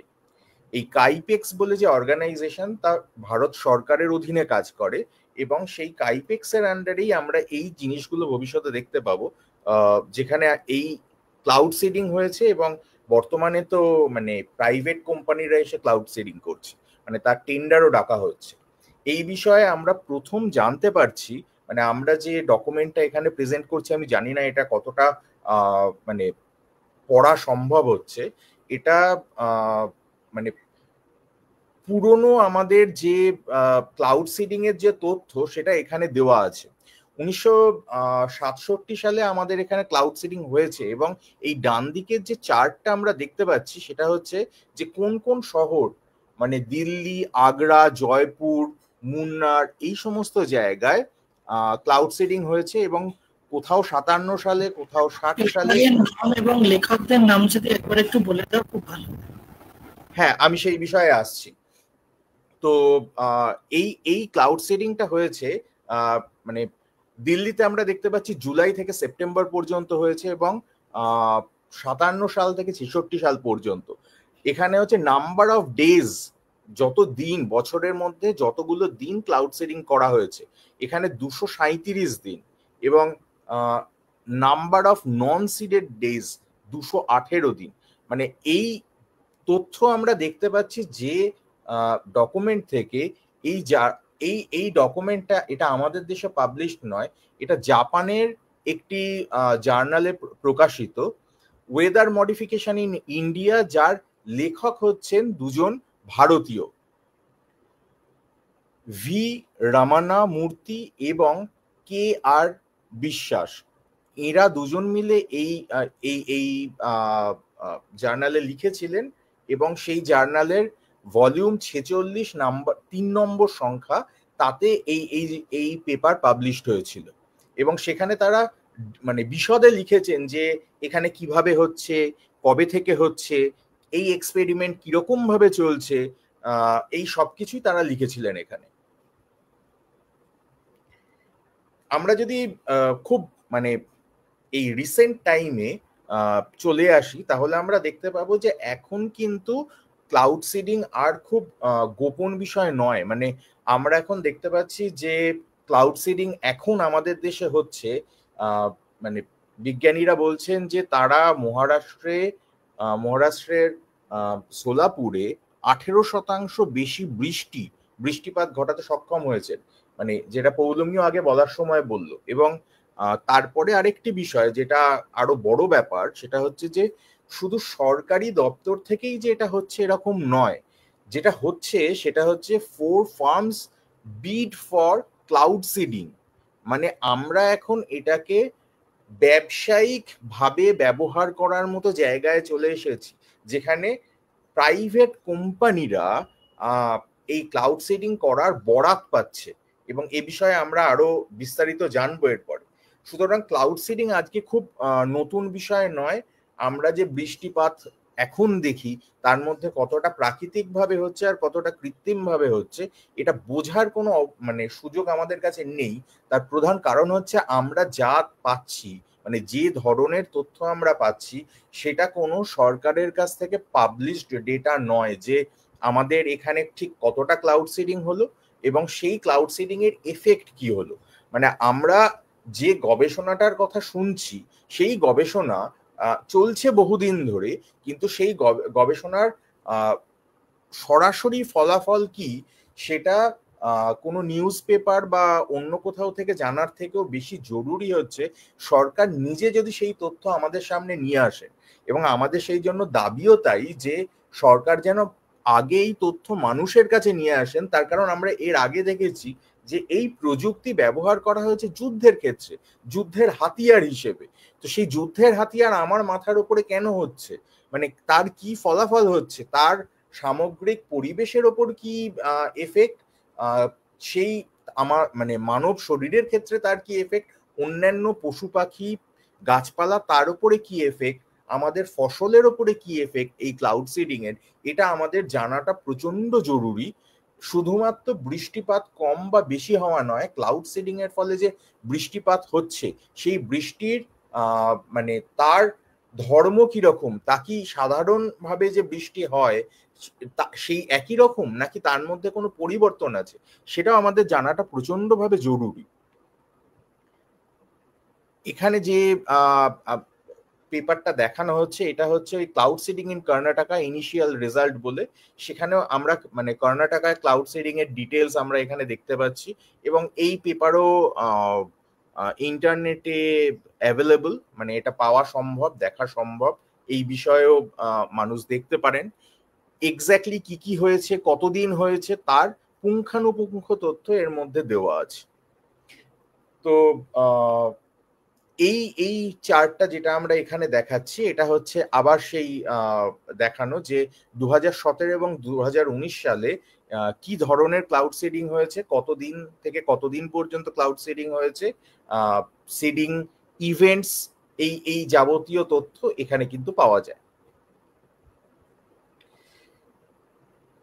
এরপরে আরেকটি মানে বেশ ইন্টারেস্টিং বিষয়ে আমরা কথা বলবো, সেটা হচ্ছে যে যখন আমরা দেখলাম যে অন্ধ্রপ্রদেশ এবং তেলেঙ্গানা ভাগ হয়ে গেল, যে সময় হয়েছে ক্লাউড সিডিং হয়েছে তারও আগে থেকে, এবং তার আগে থেকে যখন হচ্ছে সেই সময়ে ক্লাউড সিডিং এর জন্য যে খরচা, সেই খরচা তেলেঙ্গানা দেবে নাকি অন্ধ্রপ্রদেশ দেবে এই নিয়ে তাদের মধ্যে মতবিরোধ হয় এবং সেই নিয়ে তারা হাইকোর্টের দ্বারস্থ হন। এবং মানে কোর্টের দ্বারস্থ হওয়ার পরে কোর্টের থেকে আমরা জানতে পাচ্ছি যে সেই বিষয়ে তাদের নিজেদের মধ্যে ইন্টারনাল কনফ্লিক্ট, যে কে কত টাকা দেবে এই ক্লাউড সিডিং এর জন্য, যে ক্লাউড সিডিং সেখানে করা হয়েছে, কারণ কিছু অংশ তখন ভেঙে তেলেঙ্গানা হয়ে গেছে। অর্থাৎ মানে এটা যে সরকারিভাবে সরকারের দপ্তর এ বিষয়ে যে যথেষ্ট অবগত যে ক্লাউড সিডিং হচ্ছে এবং তা কিভাবে হচ্ছে এবং তার কি ফলাফল, সে সম্পর্কে তারা কিন্তু যথেষ্ট অবগত।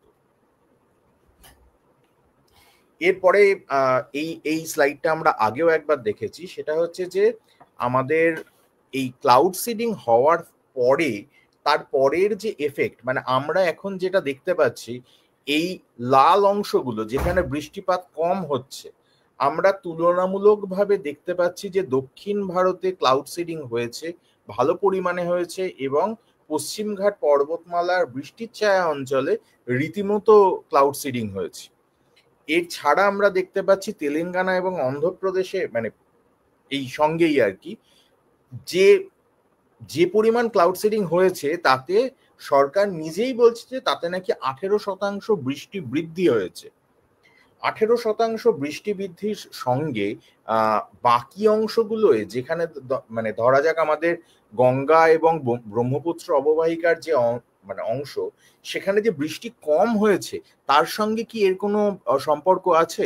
আমরা জানি না। আমরা সেই প্রশ্নটা রাখতে চাই যে কোনো একটা জায়গায় যখন আমি বৃষ্টি হচ্ছে, মানে বিশেষ করে ক্লাউড সিডিং এর যে টেকনোলজি আমরা দেখলাম সেটা হচ্ছে যে আমি কৃত্রিমভাবে যে মেঘের থেকে বৃষ্টি হওয়ার কথা নয়, অর্থাৎ যে জলীয় বাষ্প রয়েছে সেই সময় তাকে আমি ঘনীভূত করলাম কৃত্রিমভাবে।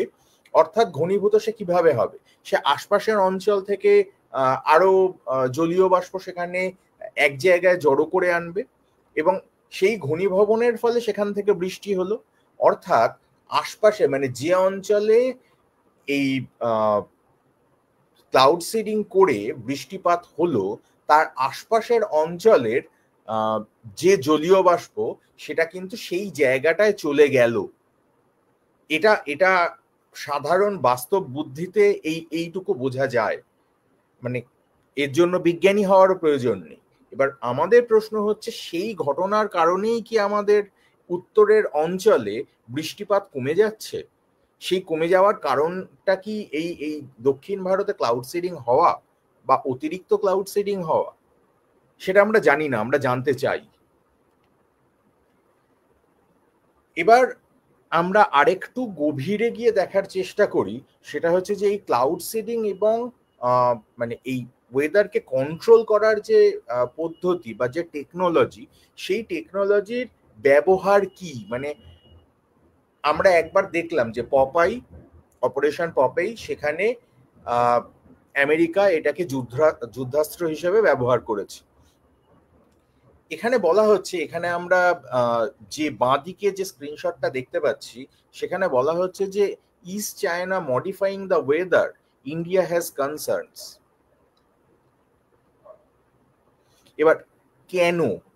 প্রশ্নটা হচ্ছে যে চায়না যদি ওয়েদার মডিফাই করেই, তাহলে ভারতবর্ষের জন্য সেটা চিন্তার কারণ কেন? চিন্তার কারণ একমাত্র তখনই হতে পারে যদি তার ভারতবর্ষের ওপরে কোনো এফেক্ট থাকে। সেটা কিরকম এফেক্ট? সেটা কি কোনো যুদ্ধাস্ত্র হিসেবে ব্যবহার করা? As weather has historically been used as a weapon in warfare, এটা খুব জরুরি একটা কথা। সেটা হচ্ছে যে প্রকৃতির এবং প্রকৃতিকে নিয়ন্ত্রণ করার যে ক্ষমতা, তাকে ঐতিহাসিকভাবে যুদ্ধাস্ত্র হিসেবে ব্যবহার করা হয়েছে। ভারতবর্ষের চিন্তার জায়গাটা কিন্তু সেই জায়গা থেকে তৈরি হয়েছে। এবং এটি এই আর্টিকেলটিও ইন্টারনেটে অ্যাভেলেবল, এটা দেখতে পাওয়া সম্ভব। ডান দিকেরটা থেকেও আমরা দেখতে পাবো যে বিষয়টা সেই একই জায়গায়, মানে ইন্ডিয়ান ডিফেন্স মিনিস্টার যেখানে বলছেন ক্লাইমেট অ্যাজ ন্যাশনাল সিকিউরিটি, মানে সিকিউরিটির সঙ্গে এটা জড়িত। তার মানে যুদ্ধাস্ত্র হিসেবে যেটা ব্যবহার হওয়ার কথা, মানে যুদ্ধাস্ত্র হিসেবে যেটাকে চিন্তা ভাবনা করে এগিয়ে নিয়ে যাওয়া হয়েছে, যেটাকে যুদ্ধাস্ত্র হিসেবে ব্যবহার করা হয়েছে, সেটা কিন্তু আজ আপনার আমার মাথার উপরে ব্যবহার হচ্ছে এবং আমরা জানি না তার কি ফল। এছাড়াও আমরা মানে পরিবেশ এই সংক্রান্ত আমরা যদি আরো কিছু বিষয় এই এই আসি, সেখানে আমরা দেখতে পাবো যে তাপমাত্রাকেও নিয়ন্ত্রণ করা হচ্ছে এবং তার জন্য এরোসল স্প্রে করা হচ্ছে, এবং সেটার প্রচেষ্টা হচ্ছে যে আবহাওয়ার মধ্যে একটা এরোসল স্প্রে করা, যাতে মানে বায়ুমণ্ডলের মধ্যে সেই স্প্রেটা করার ক্ষেত্রে ফলে যেটা হবে সেটা হচ্ছে যে সূর্যরশ্মি পৃথিবী পৃষ্ঠে পড়বে না, মানে এরোসলের পৃষ্ঠ থেকে প্রতিফলিত হয়ে আবার মহাকাশে ফিরে যাবে, তাতে নাকি পৃথিবীর সামগ্রিক তাপমাত্রা কমানোর জন্য এটা এই প্রচেষ্টাটা নেওয়া হচ্ছে। আমরা এর আগে দেখেছি পৌলমী যখন প্রেজেন্ট করছিল যে আমাদের তাপমাত্রা সংক্রান্ত যে কথাগুলো বলা হয় বা যেগুলো আমরা সাধারণভাবে শুনতে পাই, তার মধ্যে বেশ কিছু প্রশ্ন এবং সন্দেহ দেখা যায়, মানে এই প্রেজেন্টেশনটা থেকেই দেখা যায়। এবং সেখানে এমন কিছু আর একটা করা হচ্ছে যাতে পৃথিবীতে সূর্যরশ্মি না পড়তে পারে এরকম, মানে পৃথিবী পৃষ্ঠে সেই রকম কিছু একটা করবার প্রচেষ্টা করা হচ্ছে।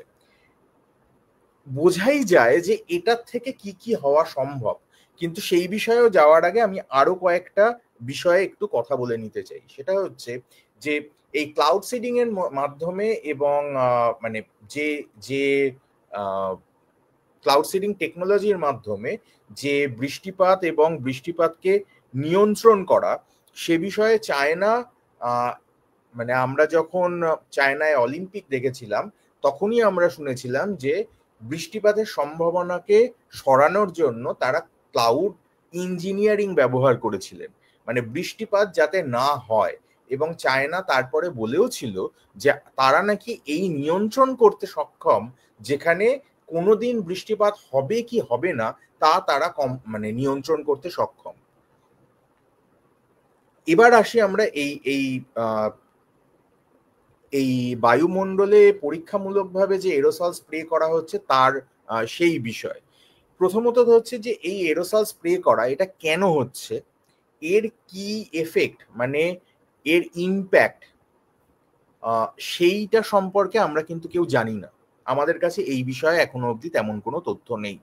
Research to study the potential local impacts of solar radiation modification, জরুরি বিষয় এর মধ্যে সেটা হচ্ছে যে এই যে পরীক্ষা করা হচ্ছে, এই পরীক্ষা কিন্তু গবেষণাগারে হচ্ছে না, এই পরীক্ষা হচ্ছে প্রকৃতির ওপর আমার আপনার আমরা যে মানে বায়ুমণ্ডল থেকে শ্বাস নিচ্ছি, যে বায়ুমণ্ডলের মানে থেকে বৃষ্টি তৈরি হয়, সেই বায়ুমণ্ডলের ওপরে এই গবেষণা করা হচ্ছে। এই গবেষণার কি এফেক্ট সেটা কিন্তু আমরা জানি না, এখনো অবধি জানি না। এবং এই সংক্রান্ত তথ্য, সরকারি কোনো তথ্য, মানে এটা করার ফলে কি কি হতে পারে সেই ধরনের তথ্য কিন্তু আমরা সরকারের কাছ থেকে পাইনি।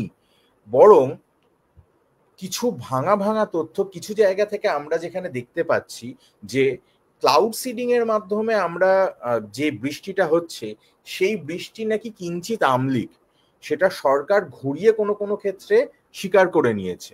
এবার সেই ধরনেরই এই এই এরোসল স্প্রের মানে সোলার রেডিয়েশনকে মডিফিকেশনের জন্য যে যে গবেষণা করা হচ্ছে তার কি ইম্প্যাক্ট সেটা কিন্তু আমরা এখনো জানি না। এরপরে আমরা যে বিষয়টায় আসতে চাইব সেটা আরো গভীরে এবং তার বিস্তৃতিও বোধহয় এর থেকে অনেক বেশি। সেটা হচ্ছে আমরা high frequency active auroral research programme, যেটাকে সংক্ষেপে বলা হয় হার্প, সেই বিষয়টা একটু আসতে চাইব। অর্থাৎ আমরা অলরেডি দেখলাম যে বৃষ্টিপাত কোথাও বাড়ানো, বৃষ্টিপাত কোথাও কমানো, এই ধরনের প্রযুক্তি ভারত সহ আরো বহু দেশের হাতে এখন আছে। আমরা এটাও দেখলাম যে তাপমাত্রাকে কমানোর জন্য মানে গবেষণামূলক ভাবে এরোসল স্প্রে করা হচ্ছে, যেখানে সূর্যরশ্মি নাকি মাটিতে পড়বে না একটা অঞ্চল জুড়ে। আমরা জানি না তার কি প্রভাব হতে পারে। এরপরে আমরা দেখতে পাচ্ছি আরো একটি বিষয় যেটা এই এই মানে প্রকৃতিকে নিয়ন্ত্রণ করার জন্য, সেটা হচ্ছে হার্প।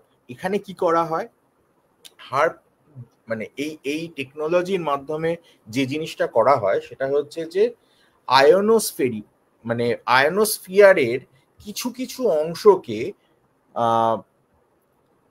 উত্তপ্ত করে তোলা এবং আয়োনোস্ফিয়ারকে একটা মানে বিশাল বড় অ্যান্টেনার মতো করে ব্যবহার করা। মানে আমি যদি এখান থেকে জাস্ট হাইলাইটেড অংশটুকু পড়ি, use the ionosphere like an antenna to excite low frequency waves, create weak lumination aurora like glow। এই অরোরা লাইক গ্লো যাকে বলা হয় মানে মেরু রশ্মি বা মেরু জ্যোতি, এই মেরু জ্যোতি আলাস্কার আকাশে এমনিতে সাধারণভাবেও দেখা যেত, কিন্তু তার সঙ্গে এই হার্পের ব্যবহারের ফলেও কিন্তু কৃত্রিমভাবে সেই রশ্মি দেখা সম্ভব। এর মাধ্যমে কি কি করা সম্ভব আমরা সঠিকভাবে জানি না, কারণ এই সম্পর্কে কোনো তথ্য আমাদের সামনে সাধারণভাবে প্রকাশিত হয়নি। প্রথমত বলে রাখা দরকার, হার্পের এই টেকনোলজিটা প্রথম যারা ব্যবহার করা শুরু করেছিলেন তারা হচ্ছে মানে আমরা যাদের সম্পর্কে জানতে পারি তারা হচ্ছেন আমেরিকার সামরিক দপ্তর প্রথম এই গবেষণা শুরু করে এবং বহু পরে তারা বলেন যে তারা এটা বন্ধ করছেন, যদিও তারা বন্ধ করেছেন কিনা বলা সম্ভব নয়, কিন্তু আমরা তারপরে আবার যেটা দেখতে পাই সেটা হচ্ছে যে এটাকে শুধুমাত্র মানে সামরিক অস্ত্র হিসেবে ব্যবহার না করে শুধুমাত্র একটা রিসার্চ প্রোগ্রাম হিসেবে ব্যবহার করার জন্য আলাস্কা ইউনিভার্সিটির হাতে সেটাকে হ্যান্ড ওভার করে দেওয়া। কিন্তু সেই আলাস্কা ইউনিভার্সিটি এই সাইটে কাউকে যেতে দেন না, কোনো রকম মনিটরিং করতে দেন না, এখানে এক্স্যাক্টলি কি কি হচ্ছে সেই সম্পর্কে তারা কোনো তথ্য প্রকাশ করেন না, এবং তাদের যে ওয়েবসাইট আছে সেখান থেকে তারা শুধু আমরা যদি সাধারণভাবে যে প্রশ্নগুলোর উত্তর আমরা খুঁজতে চাই সেখানে আমরা দেখতে পাবো তারা বলবেন যে এটি কোনো যুদ্ধাস্ত্র নয়, এটাকে গবেষণার জন্য ব্যবহার করা হচ্ছে, এর সঙ্গে মানুষের ক্ষতি হওয়ার কোনো সম্ভাবনা নেই। কিন্তু এখানে কি হচ্ছে এবং তার কি এফেক্ট সেই সম্পর্কে তারা কিন্তু কোনো তথ্য সাধারণ মানুষকে দিচ্ছেন না। এই একই জিনিস নিয়ে আমরা যদি মানে আরেকটু আমাদের দেশের দিকে দেখি তাহলে আমরা দেখতে পাবো মানে যে অরোরা লাইট মানে যে যে মেরু জ্যোতি বা মেরু রশ্মির কথা আমরা বলছিলাম, সেই মেরু রশ্মি কিন্তু আমরা লাদাখে দেখতে পেয়েছি কিছুদিন আগেই আমরা মানে, এবং সেটা ইন্ডিয়া টুডের 11ই মে 2024-এর খবরের কাগজ দেখলে আমরা জানতে পারবো বা অনলাইন এডিশন থেকেও জানতে পারবো যে অরোরা সিন ওভার লাদাখ। তো লাদাখের ওপরে আমরা কিন্তু সেই জিনিসটা সেই ধরনের মেরুজ্যোতি দেখতে পেয়েছি। এবার আলাস্কা মানে মেরুতে এটা দেখার কারণ থাকতে পারে তার চুম্বকীয় মানে ক্ষেত্রের জন্য, কিন্তু হিমালয়ে কেন সেই ধরনের মানে সেই অদ্ভুত ধরনের রশ্মি আমরা দেখতে পাচ্ছি সেটার কিন্তু সদুত্তর নেই। হিমালয়ের আকাশে দেখা মিলল রহস্যময় লাল বজ্রপাত ঝলকানি, এবং এই দৃশ্য ক্যামেরাবন্দি করেছেন বহু মানুষ সেই সময়, এবং তা দেখা গেছে 20শে মার্চ 2025। এই যত এই ধরনের যে ফেনোমেননগুলো আমরা দেখতে পাচ্ছি আমাদের প্রশ্ন, এগুলো কি প্রাকৃতিকভাবেই হচ্ছে নাকি কোনো গবেষণা চলছে যে গবেষণার সম্পর্কে আমাদের জানানো হচ্ছে না, এবং সেই গবেষণার ফল কি হতে পারে বা সেই গবেষণার থেকে কি পাওয়া সম্ভব সেই সম্পর্কেও আমরা জানি না, আমরা অন্ধকারে। হার্পের সম্পর্কে আমরা যদি এরপরে দেখি আরেকটু বেশি করে মানে এর সম্পর্কে যদি আরেকটু ডিটেলসে জানবার চেষ্টা করি, আমরা সেখানে দেখতে পাবো যে এখানে ইউরোপিয়ান ইউনিয়নে মানে ইউরোপিয়ান পার্লামেন্টের এই বিষয়ে তারা যথেষ্ট মানে উদ্বেগ জানিয়েছিলেন, বলেছিলেন যে এটা মানে আমাদের প্রাকৃতিক এবং বিভিন্ন মানে মানুষের ওপরে এর ব্যবহার বা এর থেকে কি হতে পারে সেই সম্পর্কে তারা চিন্তিত, এবং তার জন্য তারা একটি নিরপেক্ষ কমিটিকে দিয়ে এই বিষয়ে একটি জাস্ট পর্যালোচনা করতে চেয়েছিলেন, যেখানে মানে মানে যেখানে এই হার্ট প্রোগ্রামটা চলছে সেখানে গিয়ে, এবং তারা এই বিষয়ে অনুরোধও জানিয়েছিলেন ইউএস কে। যে বিষয় নিয়ে মানে আমরা এই এই এই যে বিষয়টা নিয়ে কথা বলছি হার্প, তার যে ক্ষেত্র যেখানে এই গবেষণা চলছিল, আমেরিকা এই ধরনের কোনো ইন্ডিপেন্ডেন্ট বডি কাউকেই সেখানে যেতে দেয়নি, এবং তারা রিফিউজ করে। মানে তাদেরকে যতবার এই অনুরোধ করা হয় ততবার তারা এই বিষয়টিকে রিফিউজ করে। প্রশ্ন দাঁড়ায় যে এত গোপনীয়তা কেন, যদি তার অন্য কোনো উদ্দেশ্য না থাকে। ডান দিকে ইকোনমিক টাইমসের যে অংশটা আমরা দেখতে পাচ্ছি স্ক্রিনশট, এখানে হেডিংটা দেখলেই আমরা বুঝতে পারবো US developed weapon system may cause global warming. Government মানে কিন্তু এটা আমাদের দেশের গভর্নমেন্টের কথা বলা হচ্ছে। এই বিষয়ে আমাদের দেশে রাজ্যসভায় কিন্তু আলোচনা হয়েছে। 2016 সালে আমাদের রাজ্যসভায় শ্রী সুখেন্দু শেখর রায় এই বিষয়ে মানে হার্পের এফেক্ট এবং সেই বিষয়ে মানে আমাদের রাজ্যসভায় প্রশ্ন করেন তৎকালীন মানে এনভায়রনমেন্ট মিনিস্টারকে, যে এই যে হার্প টেকনোলজি তার কি এফেক্ট এবং তার থেকে কি হতে পারে। তো সেখানে তখন মানে শ্রী অনিল মাধব দেওয়া তিনি ছিলেন সেই সময়ের মন্ত্রী, এবং তিনি স্বীকার করে নেন যে হার্প বলে একটি টেকনোলজি আছে, এবং এর ফলে যে আয়নোস্ফেরিক হিটিং হয় তাতে আমাদের মানে সেটিকে অস্ত্র হিসেবে ব্যবহার করা, মানে সেই বিষয়টিতে দেশের ক্ষতি হওয়ার সম্ভাবনাও আছে।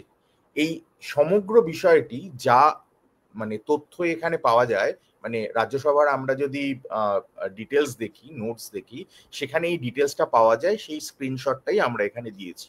অর্থাৎ হার্পের বিষয়েও আমরা যে জানি না বা আমাদের সরকার যে জানে না এমনটা নয়।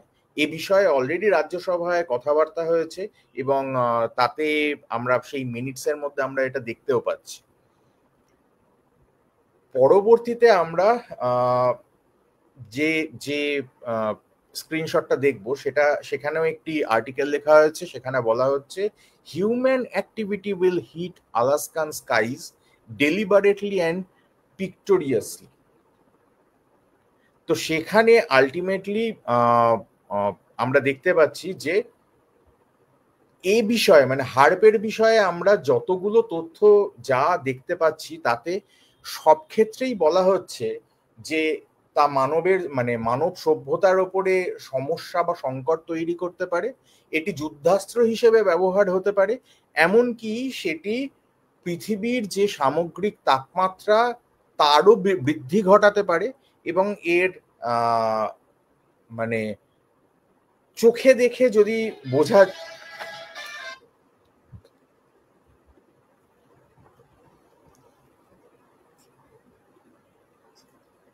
আমার কথা কি শোনা যাচ্ছে?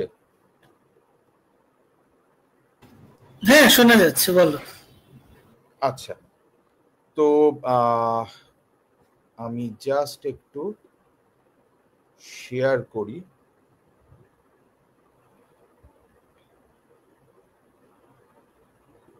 তো এর মধ্যে থেকে আমরা দেখতে পাচ্ছি যে এই জলবায়ু নিয়ন্ত্রণের মাধ্যমে এই সামগ্রিক যে অবস্থাগুলো আমরা মানে ওভারঅল এর যে এফেক্ট, সেই এফেক্টগুলোতে আমরা যা বুঝতে পারছি যে তা বহু ক্ষেত্রেই হয়তো মানুষের সামগ্রিক আমরা যে প্রশ্ন থেকে শুরু করেছিলাম যে ক্লাইমেট চেঞ্জ সত্যি কতটা ক্লাইমেট চেঞ্জ এবং কতটা ক্লাইমেট ইঞ্জিনিয়ারিং, এটা আমাদের ভাবার প্রয়োজন রয়েছে।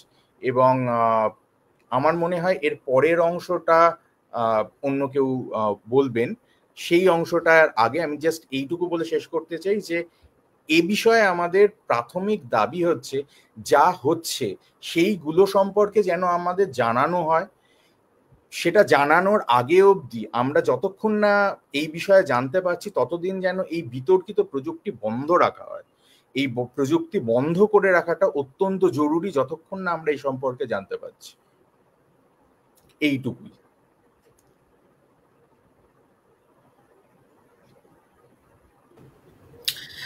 অনেক ধন্যবাদ অমর্ত্যদাকে আরো একটা তথ্যপূর্ণ প্রেজেন্টেশন আমাদের সকলের সামনে দেওয়ার জন্য। আমরা প্রথমে যখন পৌলমীদি আজকের এই ওলটপালট আবহাওয়ার একটা ক্ষেত্র প্রস্তুত করলো আজকের আলোচনাতে, আমরা প্রথমে একটু ভয় পেয়েছিলাম যে কি পরিস্থিতি ইত্যাদি। এবার তার বৈজ্ঞানিক ভিত্তি এবং তার রাজনৈতিক যে ব্যবহার সে সম্পর্কে একটা ছবি অন্তত আমাদের সামনে উঠে এলো। এখন একটা প্রশ্ন ছিল আমাদের শুরুতেই, সেটা হচ্ছে যে এই যে প্রক্রিয়াগুলো, এই সমস্ত জলবায়ু নিয়ন্ত্রণের প্রক্রিয়াগুলো আদতে আমাদের দেশে এবং বিশেষ করে আমাদের রাজ্যে কি প্রভাব পড়ছে সে ব্যাপারে। এবং আজকের অনুষ্ঠানের আমরা একদম শেষ পর্বে চলে এসেছি, ফলে আমরা শেষ পর্বে এবার জনস্বাস্থ্য মোর্চার তরফে সাথী গৌরবদার থেকে আমরা জানবো, সাথী গৌরবের থেকে জানবো আমরা যে আজকের এই যে আলোচনা হলো এর প্রেক্ষিতে আমাদের করণীয় কি, এর সমাধান কি, কি আমাদের করা উচিত। কারণ আমরা একদিকে জানি ছোটবেলা থেকেই আমাদের সেই রচনা লিখতে হতো স্কুলে, বিজ্ঞান আশীর্বাদ না অভিশাপ। আজকে যেন আবার সেই একই প্রশ্ন বারবার উঠে এসেছে এবং এটা একটা জ্বলন্ত প্রশ্ন হিসেবেই দাঁড়াচ্ছে। আজকের এই আলোচনা চলাকালীন অনেকগুলো প্রশ্ন কমেন্ট সেকশনে আমরা পেয়েছি, যেমন ফসিল ফুয়েলের কথা বা নিউক্লিয়ার শক্তি মানে পারমাণবিক শক্তি তার ব্যবহারের কথা যেখানে পুঁজি বিনিয়োগ হচ্ছে। তাছাড়া বনাঞ্চলে কর্পোরেটদের বিনিয়োগের প্রশ্ন উঠেছে আজকে কমেন্ট সেকশনে। খাদ্য সুরক্ষা বা সেখান থেকে আফ্রিকা বা মানে অন্যান্য মানে তৃতীয় বিশ্বের দেশের ক্ষেত্রে যে জলবায়ু নিয়ন্ত্রণের প্রভাব কি হতে পারে, এমনকি জলবায়ু নিয়ন্ত্রণ এর উল্টো দিকে যে আমাদের ক্লাইমেট চেঞ্জের কথা আসছে সেখানেও মানে পরিবেশ দূষণকে ঠেকাতে গেলে ভেগানিজমকে প্রমোট করার কথা কমেন্ট সেকশনে সেই বিষয়ে উঠে এসেছে। মহাকাশ গবেষণার কথা উঠে এসেছে কমেন্ট সেকশনে, যে সেটার সঙ্গে পরিবেশ আন্দোলনের সম্পর্ক কি ইত্যাদি। এবার আমরা যদি আজকের আমাদের এই ওলটপালট আবহাওয়া এই অনুষ্ঠানের মূল আলোচনার মধ্যে থাকি, তাহলে আজকের যে বিষয়গুলো অলরেডি উত্থাপিত হয়েছে সেই বিষয়গুলোর ক্ষেত্রে আমাদের করণীয় কি। আমরা তো সমস্যাটা বুঝলাম যে এটা ওই একটা ব্রড টার্মিনোলজি, অর্থাৎ ক্লাইমেট চেঞ্জের মধ্যে ফেলে দিলেই সমস্ত দায় দায়িত্ব থেকে নিজেদেরকে আমরা মুক্ত করতে পারি, করতে হয়তো পারি, কিন্তু এটা কালেকটিভলি সকলকেই তার পরিণতিটাও সহ্য করতে হবে। ফলে সেদিক থেকে দাঁড়িয়ে আমাদের করণীয় কি, সমাধানের পথ কি, সেই বিষয়ে আমরা এবার চলে যাব সাথী গৌরব মুখার্জির কাছে। গৌরব দা। হ্যাঁ নমস্কার, আমার কথা শোনা যাচ্ছে কি? হ্যালো। হ্যাঁ শোনা যাচ্ছে, শোনা যাচ্ছে। আচ্ছা, আমি অমর্ত্যকে একটু অনুরোধ করব প্রেজেন্টেশনটা যদি আরেকবার চালায়, তাহলে মানে আমার অংশের যে অংশটা ছিল, হ্যাঁ এটা একটু যদি মানে স্লাইডটা কি রান, মানে এটা কি দেখা যাচ্ছে ঠিক করে? স্লাইডটা দেখা যাচ্ছে? হ্যাঁ দেখা যাচ্ছে, দেখা যাচ্ছে। বেশ বেশ, ঠিক আছে।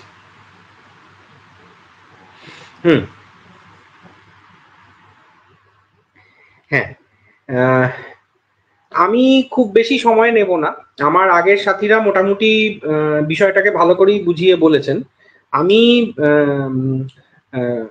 সুমিত যে প্রশ্নটি করলেন যে করণীয় কি, তো এখন করণীয় কি থেকে দিয়েই আমি শুরু করছি ব্যাপারটা। হ্যাঁ, তো করণীয় কি এখন ব্যাপার হচ্ছে যে আমরা এই এতক্ষণ ধরে যে আলোচনা শুনলাম তাতে একটা বেশ ভয়ের একটা চিত্র আমাদের সামনে উঠে আসে। এখন ব্যাপার হচ্ছে পরিবেশের যে একটা সংকট রয়েছে এ কথা তো কেউ অস্বীকার করছেন না, অবশ্যই আজকে পরিবেশ একটা সংকটের মুখেই রয়েছে। এখন ব্যাপার হচ্ছে এর দুটো, এই করণীয় কি এর দুটো ধারা এখানে স্পষ্ট হচ্ছে ধীরে ধীরে। একটা ধারা হচ্ছে ধরুন এই যে কর্পোরেট ধারা, যে ধারা আপনাকে বলছে যে আপনি টেম্পারেচার কমান, আপনি প্রি ইন্ডাস্ট্রিয়াল লেভেল অর্থাৎ শিল্প বিপ্লব পূর্বের যুগের 1.5°C কম টেম্পারেচারে আপনি আবার ফিরে যাওয়ার চেষ্টা করুন, এবং তার জন্য কার্বনকে দোষী ঠাউরে যে জিনিসগুলো করা হচ্ছে, একইভাবে কার্বনকে দোষী ঠাউরেই হচ্ছে বলা হচ্ছে যে আপনি মানে ফসিল ফুয়েলের ব্যবহার কমান, আপনি চিরাচরিত শক্তির ব্যবহারের বদলে অচিরাচরিত শক্তির ব্যবহার বাড়ান। হ্যাঁ, এই ধরনের সমস্ত সমাধান আমাদের সামনে এনে রাখা হচ্ছে। কিন্তু আমাদের একটা জিনিস মাথায় রাখতে হবে যে কর্পোরেটরা কখনোই কিছু মানে তাদের ব্যবসার বাইরে বা মুনাফার বাইরে মানে প্রকৃতির কথা ভেবে তারা কোনো কথা কখনো বলেন না। মানে এই যে ইভি গাড়ির ব্যাপার নিয়ে তো আগে বলা হয়েছে, এখন ব্যাপার হচ্ছে যে মূল যে বিষয়টা আনা হচ্ছে এই যে সবুজ শক্তি, এই যে সবুজ শক্তি বলে যে বিষয়গুলোকে, যে শক্তিগুলোকে আমাদের সামনে তুলে ধরা হচ্ছে, অচিরাচরিত শক্তি, যেমন ধরুন এই যে সৌরশক্তি, তারপরে হচ্ছে আমাদের যে ব্যাটারি চালিত গাড়ির যে শক্তি, হ্যাঁ, তারপরে হচ্ছে টারবাইনে আপনি টারবাইন ঘুরিয়ে মানে হাওয়ার মাধ্যমে টারবাইন ঘুরিয়ে হচ্ছে আপনি যে শক্তি উৎপাদন করছেন, এছাড়া জলবিদ্যুৎ। এখন ব্যাপার হচ্ছে যে যেগুলোকে সবুজ শক্তি বলা হচ্ছে সেগুলোর কিছু ভয়াবহ ফলআউট আমরা এখন লক্ষ্য করতে পারছি। এই যে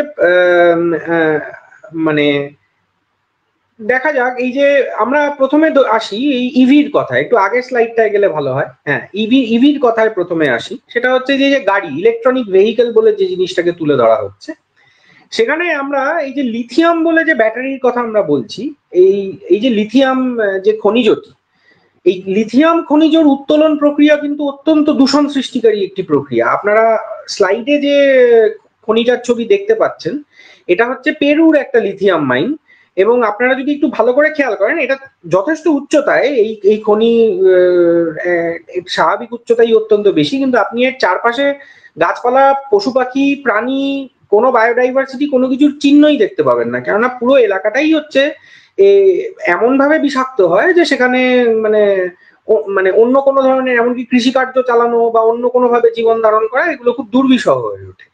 একইভাবে যেরকম আমরা আজকে দেউচাপাচামির বিরোধিতা করছি যে খোলামুখ কয়লা খনি হচ্ছে প্রকৃতির একটা ডিজাস্টার করছে, সেখানে আমরা কেন লিথিয়াম খনিকে সমর্থন করছি সেটা আমি ঠিক বুঝতে পারছি না। কারণ লিথিয়াম উত্তোলন প্রক্রিয়া কিন্তু খোলামুখ কয়লা তোলার থেকেও বেশি দূষণ সৃষ্টিকারী একটি প্রক্রিয়া। এবং পূর্বে পৌলমী যে কথাটি বলে গেলেন যে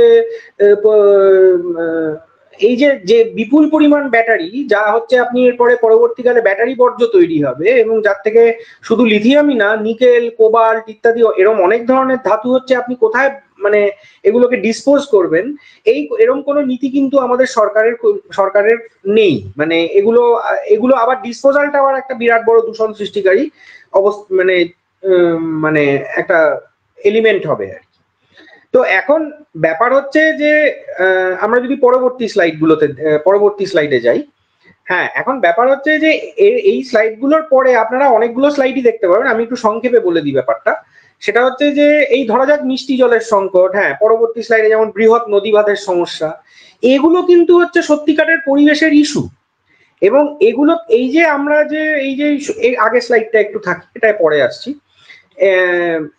এই মানে ধরুন আপনার পানীয় জলের যে সংকট, আমাদের যে এই যে বৃহৎ নদীবাঁধের ফলে এই যে আজকে মানে সিকিমের যে অবস্থা দাঁড়িয়েছে, সিকিম আজকে নিজেকে মানে গর্ব সহকারে জিরো প্লাস্টিক স্টেট হিসাবে ঘোষণা করছে। তাদের রাজ্যে হচ্ছে প্লাস্টিক ব্যবহার করা বেআইনি।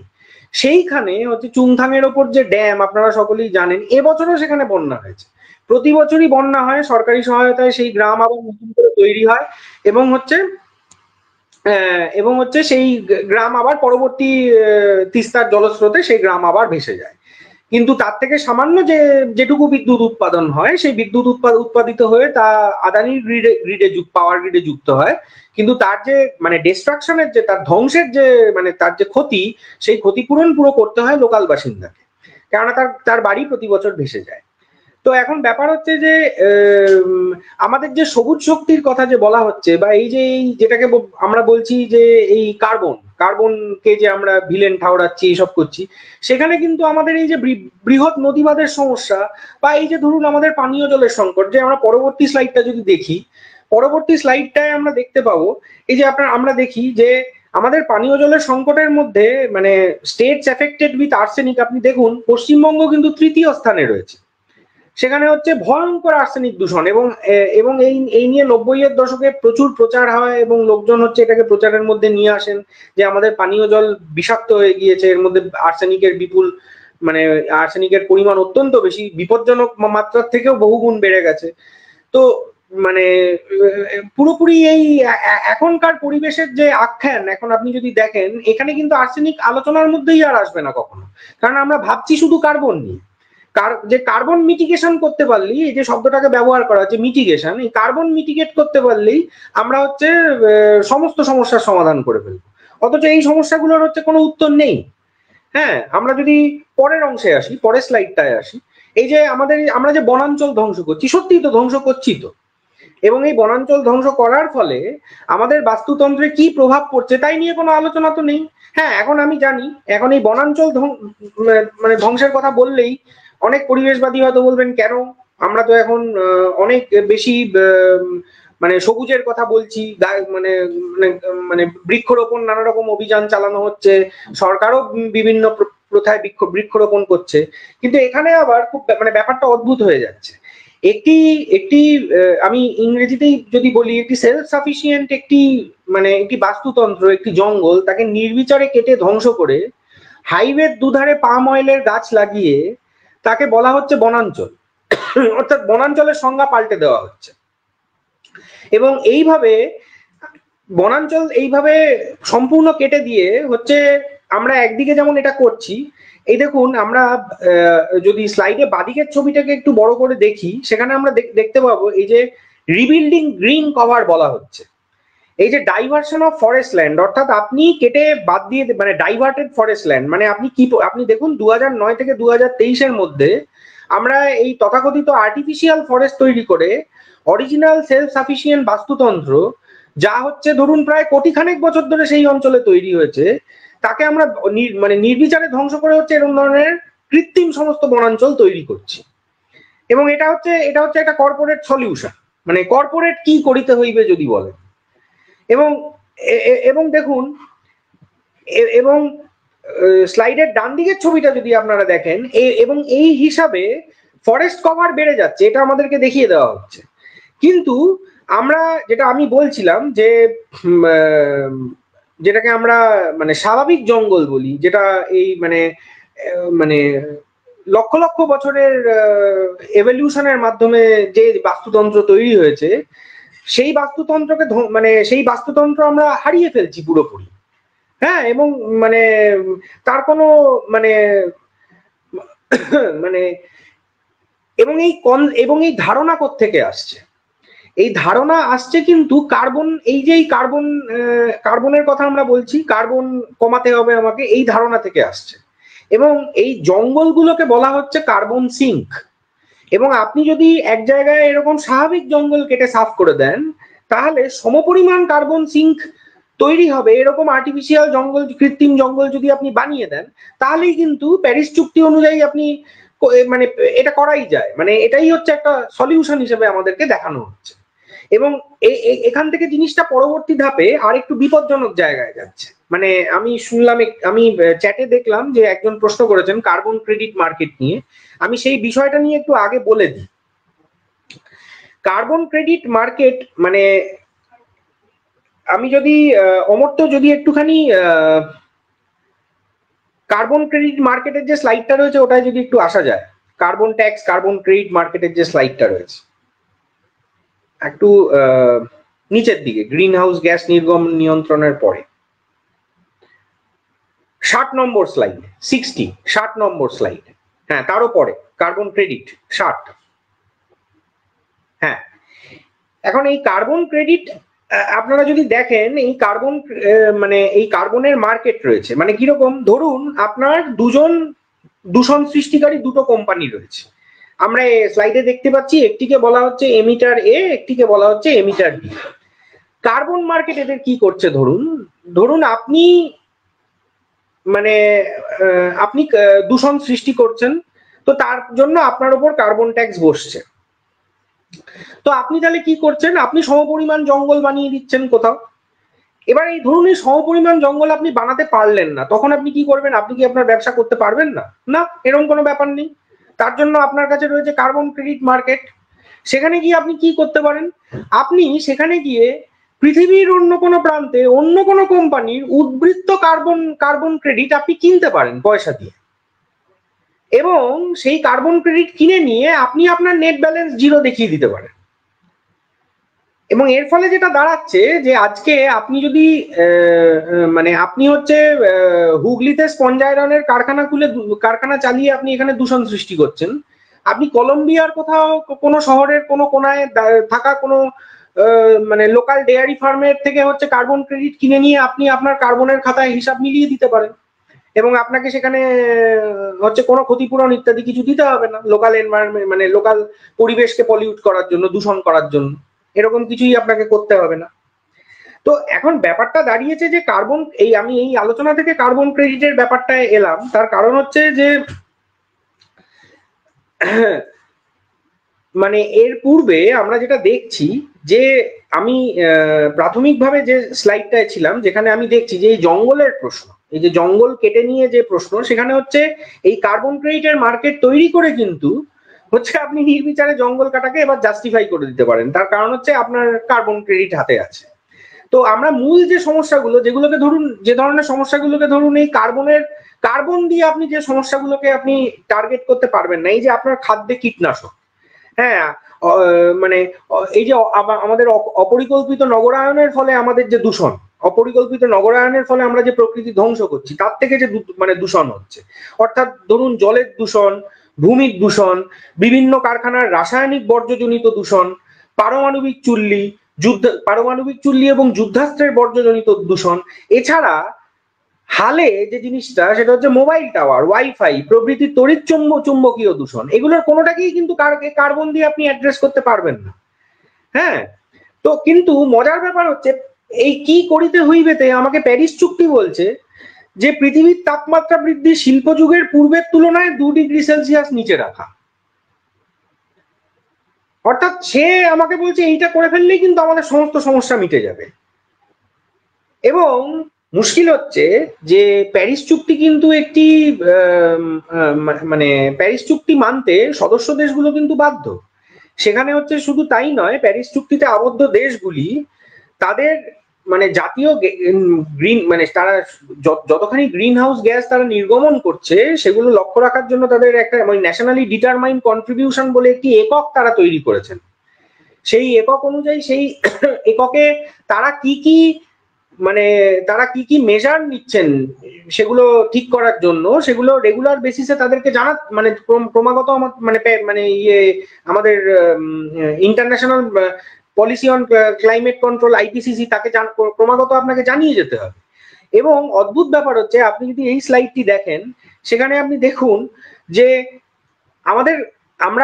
আমরা কতটা কন্ট্রিবিউট করি। গ্লোবাল কন্ট্রিবিউশনের মধ্যে ভারতের কন্ট্রিবিউশন হচ্ছে মোটে 3%।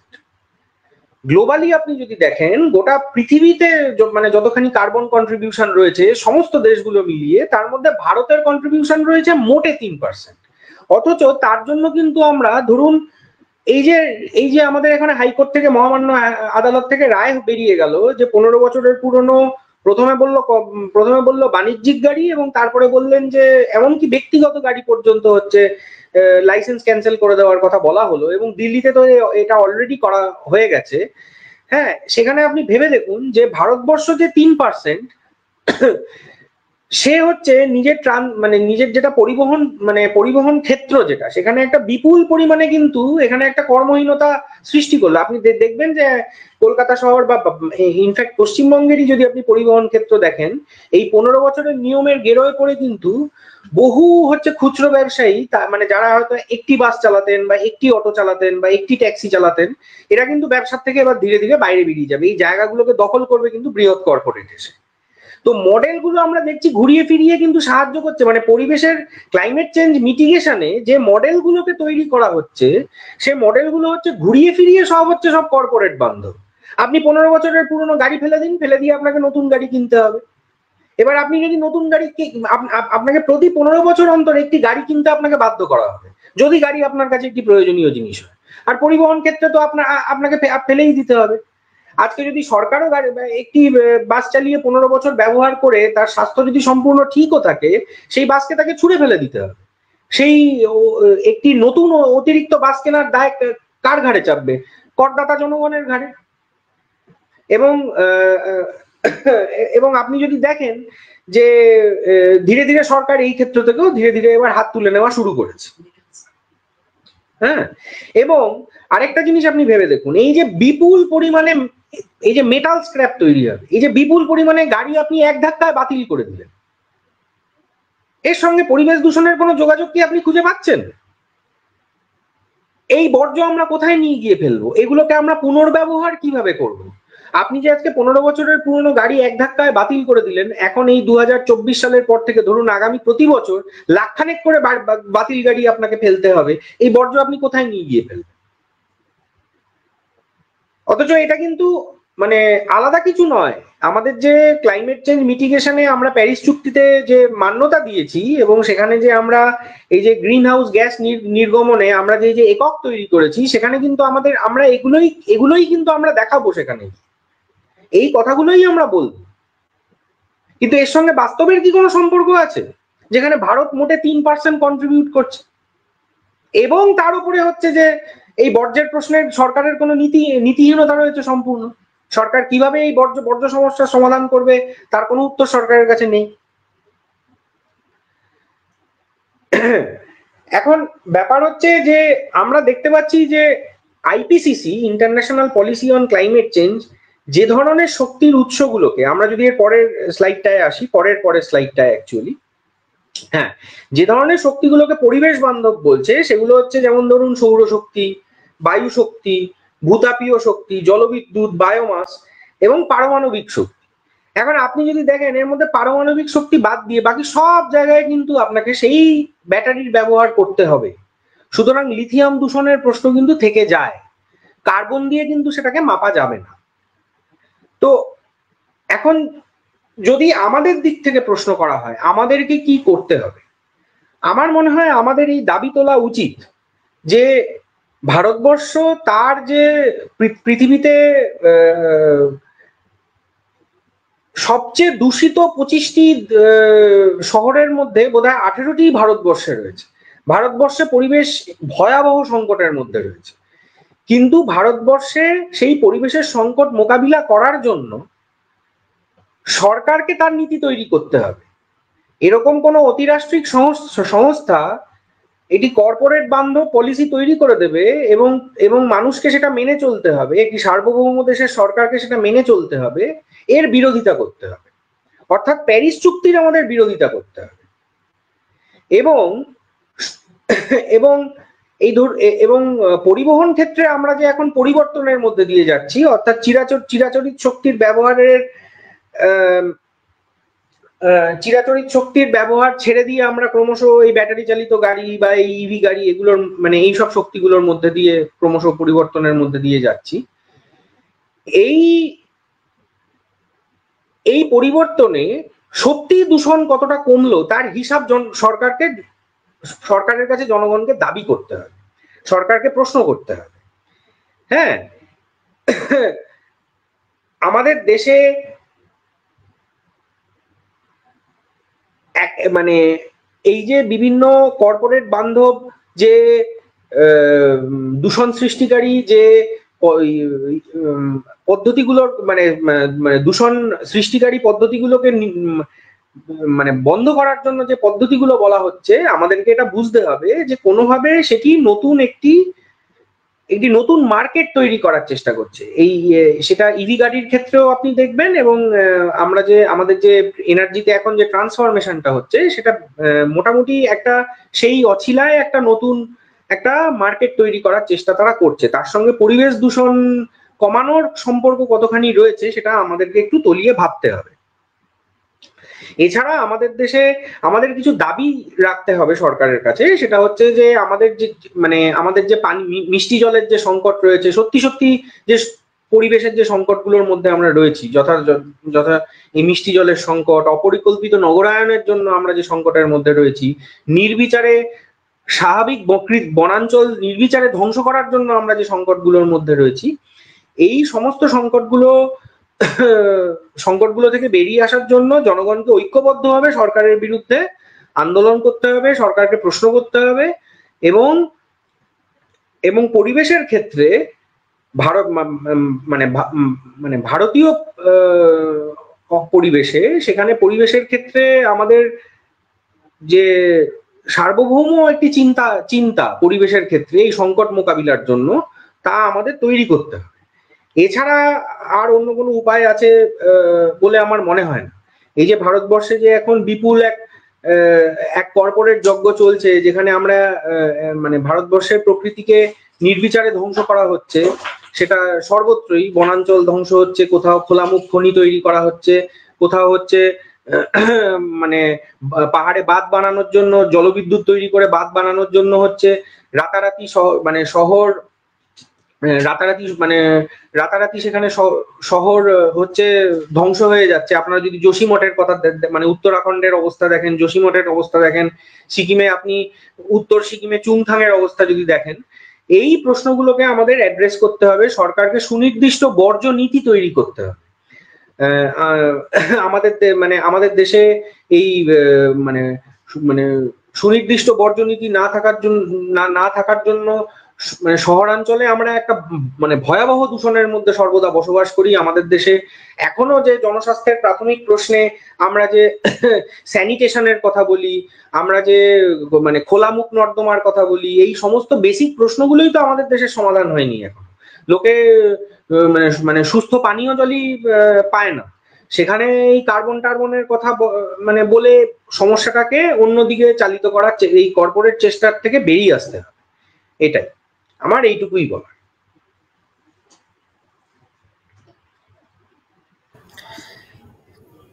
আজকের এই সমাধানের পথ খুঁজতে গিয়েও আমরা খুব তথ্যপূর্ণ আলোচনার সম্মুখীন হলাম, এবং যেটা বোঝা যাচ্ছে আজকের আলোচনা থেকে যে আমাদের এই যে গরম লাগা বা এই যে বৃষ্টিপাত না হওয়া বা এই যে মানে বিগত কয়েক বছর ধরে আমরা যেটা লক্ষ্য করে দেখছি যে বহু জায়গাতে অতিবৃষ্টি এবং সেই তুলনায় অন্যান্য জায়গাতে সে মানে বৃষ্টি হচ্ছে না স্বাভাবিকের মতো, শীত ঠিকঠাক না পড়া, এই সমস্ত প্রক্রিয়া থেকেই যেটা বোঝা যাচ্ছে যে